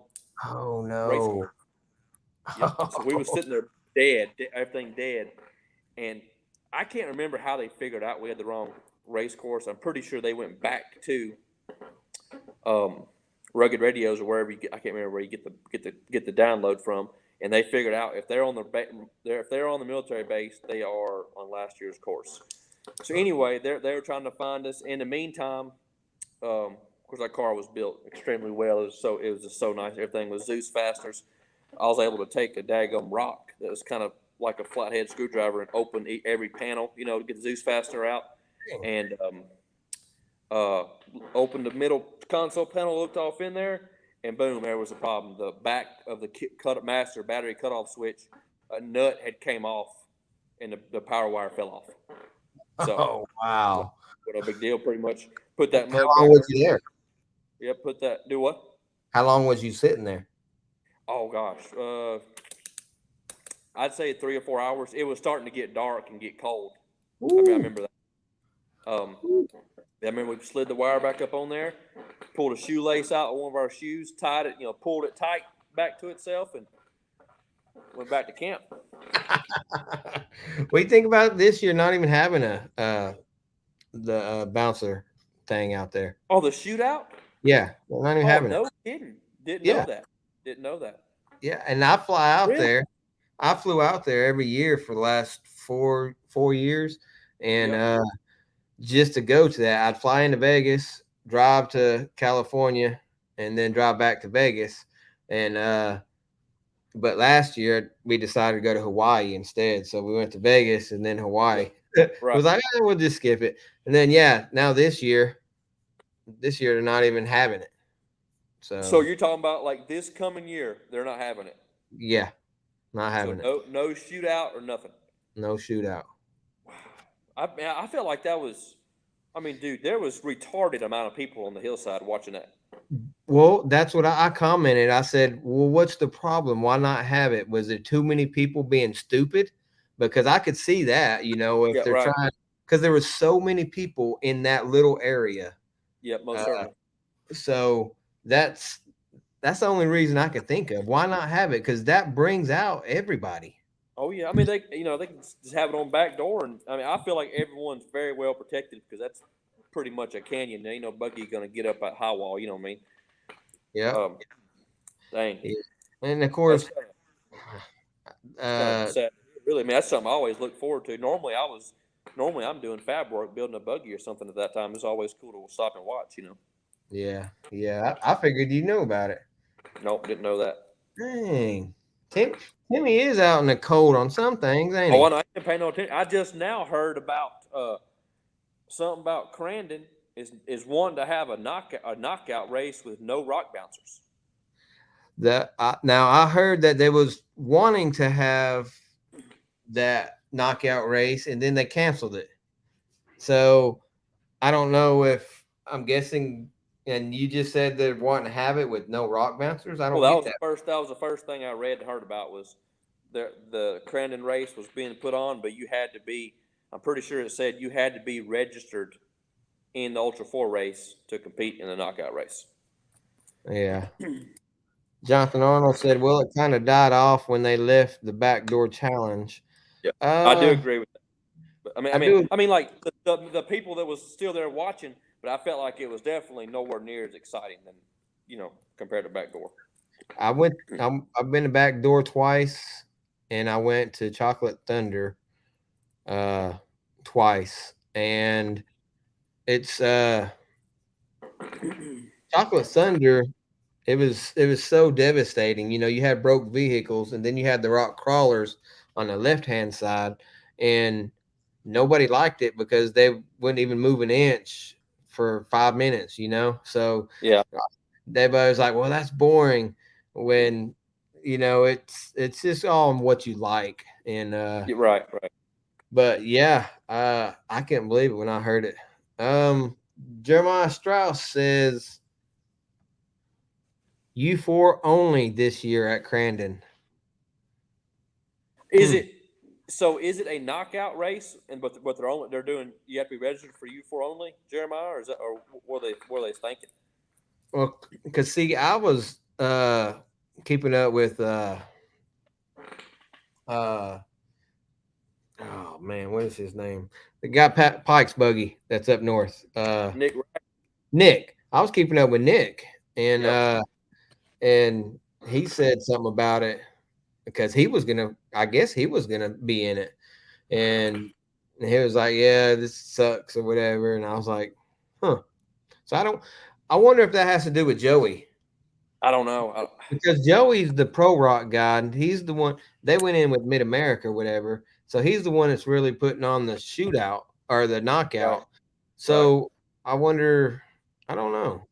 I mean, if you're gonna have Ultra 4, why not have everybody? Yeah. Heck yeah. I don't know. Well, that's good that hopefully they'll just decide not to have it at all if they're not going to let a rock bouncer in it. I mean, that's kind of crazy to make it to where you'd have to be signed up for Ultra 4 to enter a knockout challenge. I mean, they just had it a few months ago. Where? Yeah, Mid-America. Yeah. So what was the problem? What was the problem with that? Yep. I don't know. But I'm sure they'll get it figured out. They probably just won't have it at all at Crandon, probably. Eagle Eye Production says could have to do with insurance. That's possible. Yep. Jeremiah Strauss. Go ahead. So the Crandon race is it? I mean, I'm assuming it's Ultra 4 race, so Jason owns it now. Yeah. So, you'd think it'd be the same insurance. Unless Unless it's something to do with Crandon. Unless it's something to do with Crandon. I have no idea. Yeah. Jeremiah Strauss says Nick was trying to get bouncers involved but couldn't make it happen this year. That's cool. I'm sure next year they'll plan ahead for it and probably make it happen. Probably.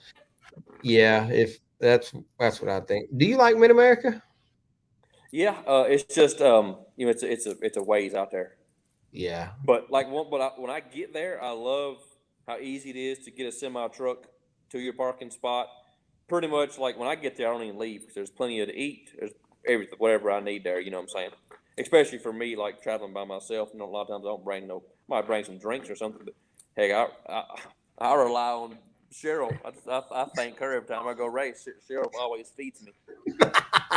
No, we had Brandon on live and Cheryl was there too, and I told her when I went to finals last year, 2 years ago, I was just out walking by myself because I fly in by myself and I'm there by myself, and So I was just walking around, and Cheryl was like, "Come on over, get some chili." Oh yeah. So yeah, They're awesome. I mean, like Brandon and Cheryl, and then of course Heckley and Storts and all of them. By God, they yeah, throw down. I mean, like full blown, like cook. yeah, they do. Yes, sir. Yes, sir. Uh, let's see. Michael Garcia said Paul prepped Old Trusty for Crandon knockout. Yeah. Oh, Jonathan Arnold says Crandon has their own world. Crandon has their own world with champ rules there. Well, that makes perfect sense. Well, So, maybe then they'll go work it out throughout this year, and maybe the next year they'll be able to have it up there. It'd be cool to have a knockout or something like that far north. yeah, because those guys don't get to come, down here a lot. That's right. Yep. Yep. So that would be. We need to find somewhere out in like Ohio or somewhere up. I know it's farther for you. It's farther for me, but somewhere where those guys could catch a little break and. Oh, I agree. I mean, like You just like know, the West Virginia race. I don't know how many was racing. I don't forget. I watched some of it on live. But, like that West Virginia place, I think that was pretty awesome to have go up there and give that area a little bit of a hit too. that that was one of my favorite courses this year. Actually, I actually liked it up there. That's my first time ever going. Of course, that was a lot of people's first time ever going. Right. But yeah, we got another northern time chiming in. Jeremy Burgess. There was a time when Crandon didn't have U4, so it might just take some time. Heck yeah, oh yeah. Oh, I'd say Big Jason at Mid America and Joey and Trip. I think they'll get it figured out for next year probably. Yeah, yeah. Uh, King Knob. Where's King Knob? West Virginia. Hmm. Yep. There's been a Southern Rock race there at least once, maybe twice. Of course, I rode there a pretty good bit because Richard Domas and AJ. Oh my gosh, I'm drawing a blank. Spay. No. Anyway, they bought two. They bought Showtime, one for me, the red buggy, and Ultra Bouncer. They bought them and owned them, and we went up there and rode at that park. Mm. AJ Rock. Yeah, yeah. Sydney's dad. Yep. Yeah. Uh, Um, now. I'm pretty sure he owned it or leased it. AJ did. Oh, okay. I may be way off on that, but I feel like he did. I know for sure he ran equipment there and kept it up and everything. I got you. Yeah, it'd be nice to go somewhere different. Yep. It'd be nice. So, what's the big plans for this month? What? Let's see. When are we in August? It's actually almost into August. Oh no. So when do you send it off for powder coat again? Yep. My main focus is tomorrow, get side panels done, roof done, and I need to put some gussets on the trailing arms. Now, are you going back Brannock? No, I did steel this time. Okay. Just because trail riding is, I mean, just more, I feel like abusive. Right. And not that Brandon can't handle it, but I know I'll be in a more rougher spot, and just the steel will slide a little bit better than the aluminum will. Yeah. Okay. Travis Skelton says TC needs another rear engine bouncer. Whew. I mean, I agree. I mean, of course, it's wild how just everything evolves. But I built that big block rear engine buggy, and I did not like it at all. It wasn't me. I could see great, but I didn't know a lot then. Don't get me wrong. I could fab and do things, set up 4-link. But I just didn't know. I didn't know like weight placement.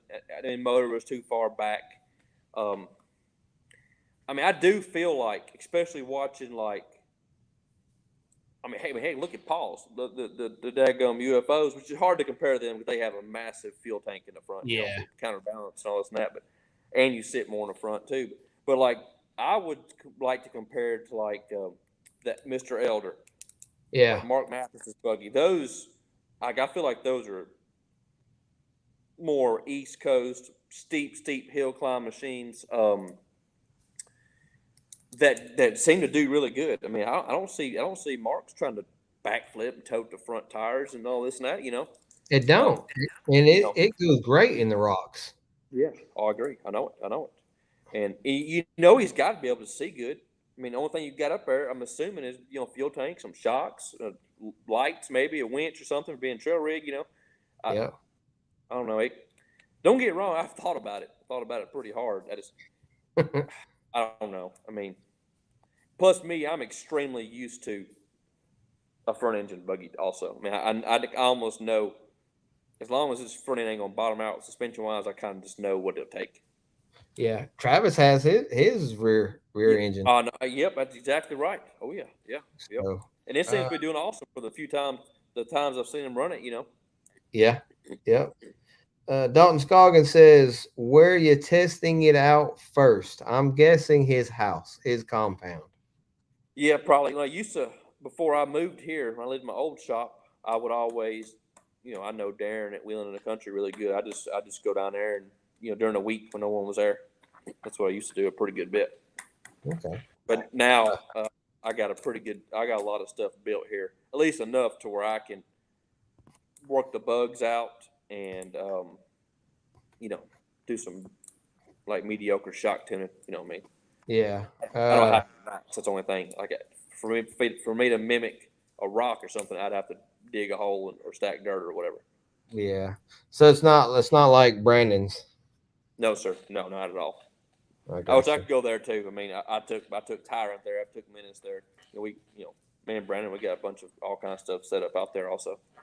Yeah. I went years ago when it was open for I think RBD was there when Busted Knuckle had it. Oh, yep. So, that's an awesome place.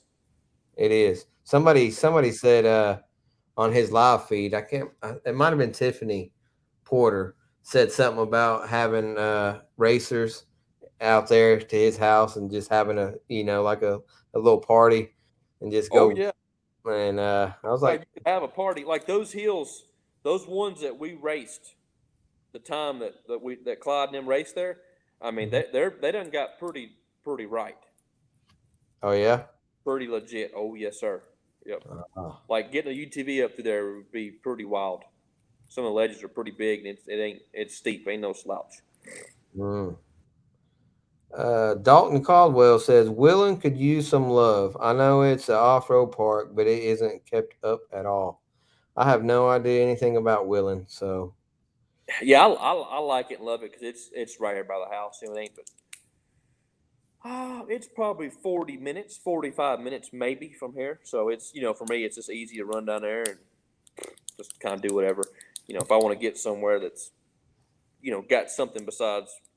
Because you know how it is, stuff back here behind the house. I don't hit it so many times. I about know how to hit it, even if it's going to upset the machine. I know I can angle it a little bit or whatever. Not get the real effect the suspension's going to be if I'm in a race situation and under pressure, and I know I'm not going to be thinking let's hit it like this. You know what I mean?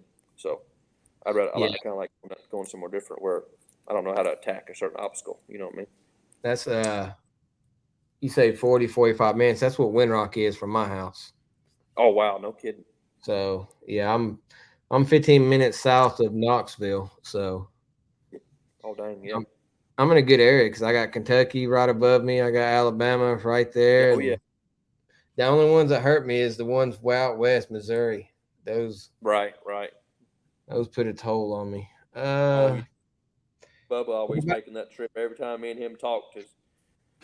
He'd always dread going to Missouri or Oklahoma. So a couple times he came here and we used to put both buggies in the trailer, trailer, and we rode together. I'll tell you what you should do. You're probably like, nah, I listen to music. But put on that live feed and listen to Bree and Matt, and you could hear them discuss other things about other drivers that you might not know about. Yeah. And Oh yeah. Yeah. I think that's pretty cool because it gives you something to do besides just sitting there jamming out to Right. music or something like Yep. that. Oh yeah. So That's what I do for, especially cutting grass or bush hogging around here or whatever. Oh yeah, I either listen to podcasts like you're doing yourself right now, or listen to a live feed. who do you listen to on podcast? Well, lately it's been some of yours and oh my goodness gracious, he's out west. I'm drawing a blank. I'm gonna have to look at it. I can't. Oh my gosh. He does a bunch of the Ultra 4 guys. Mm.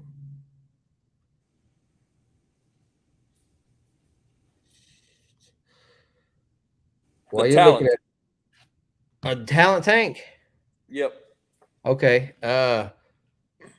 Yeah, I think I've got them. I had another one, but Ian quit. So and I don't know what it was called. Is the talent tank pretty good? Yeah, I mean, I think it is. I know the dude that freaking does it. I'm drawing a blank.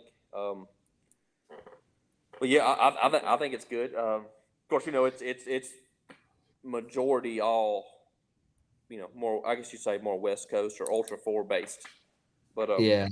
but it's cool to. I mean, I love listening to those guys. Just getting a whole nother insight on just different style of racing, different changes and different things. Right. The other one I used to listen to is called Total Off Road Podcast. Um, Ian, that was with point Yep. one. He used to be the starter, Yeah. I think. Uh, and then he races also Ultra 4. But he used to be on there, so I used to listen to it. And then of course, Justin Williams. Uh, Yep. Yeah. I think I did one or two with him. I believe. yeah, I used to listen to him all the time, and then he quit, and I was like, well, dang, what am I gonna do now? Yeah, I know. Right? Wyatt Cole Payne said Wyatt Pemberton is talent tank. Yep, that's him. Cool. Well, we're going on 3 hours. I'm gonna let you go. Oh So well, I'm down for whatever. It don't matter. Whatever you want to do. what you got planned for tomorrow? My main goal tomorrow is side panels, which I've already drew them in the computer, so it ain't gonna be no big deal. But side panels and get them mounted, and roof panel get it cut out, mounted, and let's see, what time is it? 10. Oh yeah. Hopefully this time tomorrow night I'll have it stripped down to bare chassis. Nice. Start Heck welding yeah. her out. Well, if you want, when you call Cole, or if Cole can't come over there, or if he does come over there, let me know. I'll get some pictures of it. I mean, I'm just 3 hours from you. Right. Oh yeah, So exactly. Yeah. it Oh yeah. ain't no big deal. Like I said, I can come down and see Will too. I haven't Right. been to his new shop yet. Yep. But yeah, just holler at me and I'll come on out. I do appreciate you for coming on. I know you busy doing your thing, but Hey, ain't no problem. I can make time whenever. Yeah, whenever you want to do it again, just let me know. all right, maybe after the reveal. Yeah, that'd be cool. Yeah. I mean, we ain't gotta be on for freaking 3 hours like we was this time, but I could talk about this. I mean, it's pretty much my life. Always has been. I can pretty much talk about this stuff forever. yeah.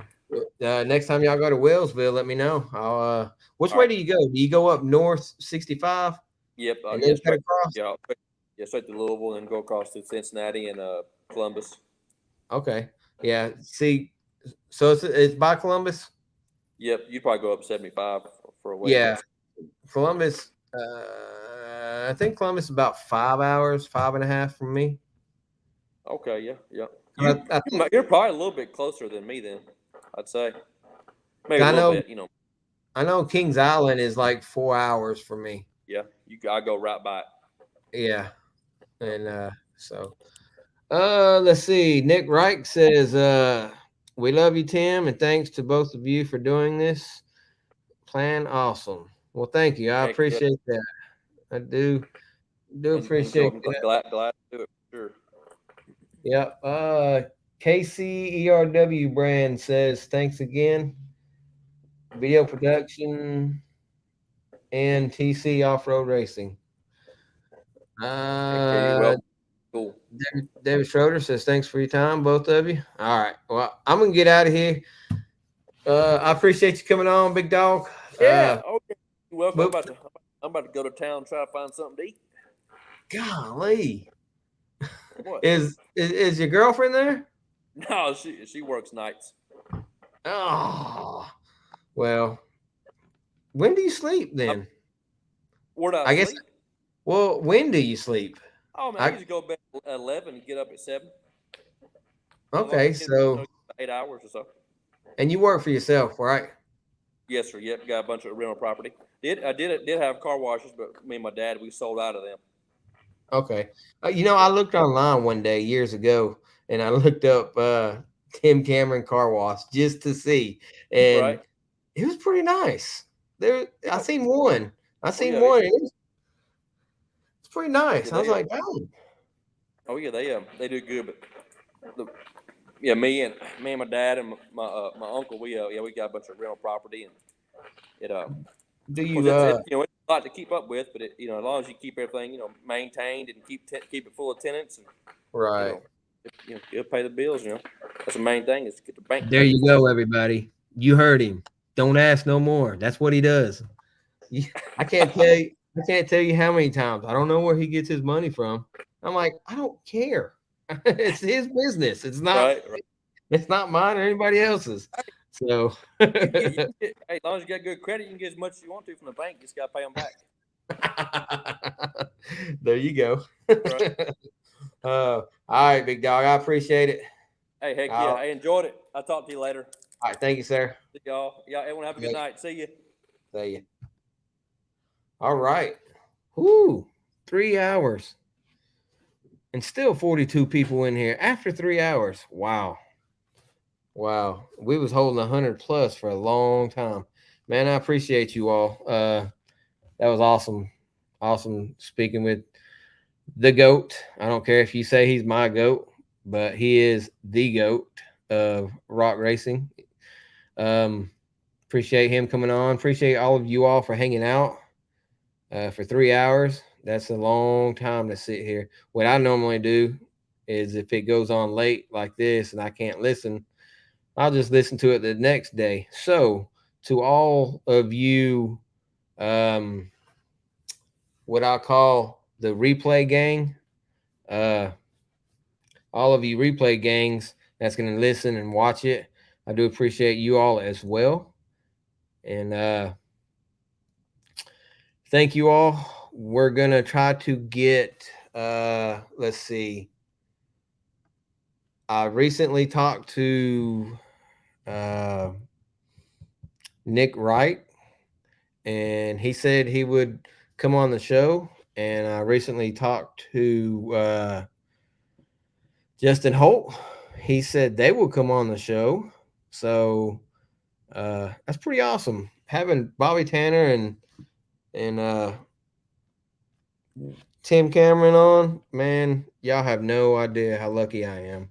I'm just the guy out here taking pictures and doing a little bit of video now. So for those two guys right there to come on the show means the world to me. I appreciate it. I appreciate y'all for watching. Thursday, am I going to have anything Thursday? Maybe not. I think we're going to go back to Monday. We'll get somebody on Monday. We might have a couple guests. Stay tuned and find out. But this is a 3 hour and 4 minute show. Whew. The Hard Line with Bub Meadows. Appreciate y'all. Peace.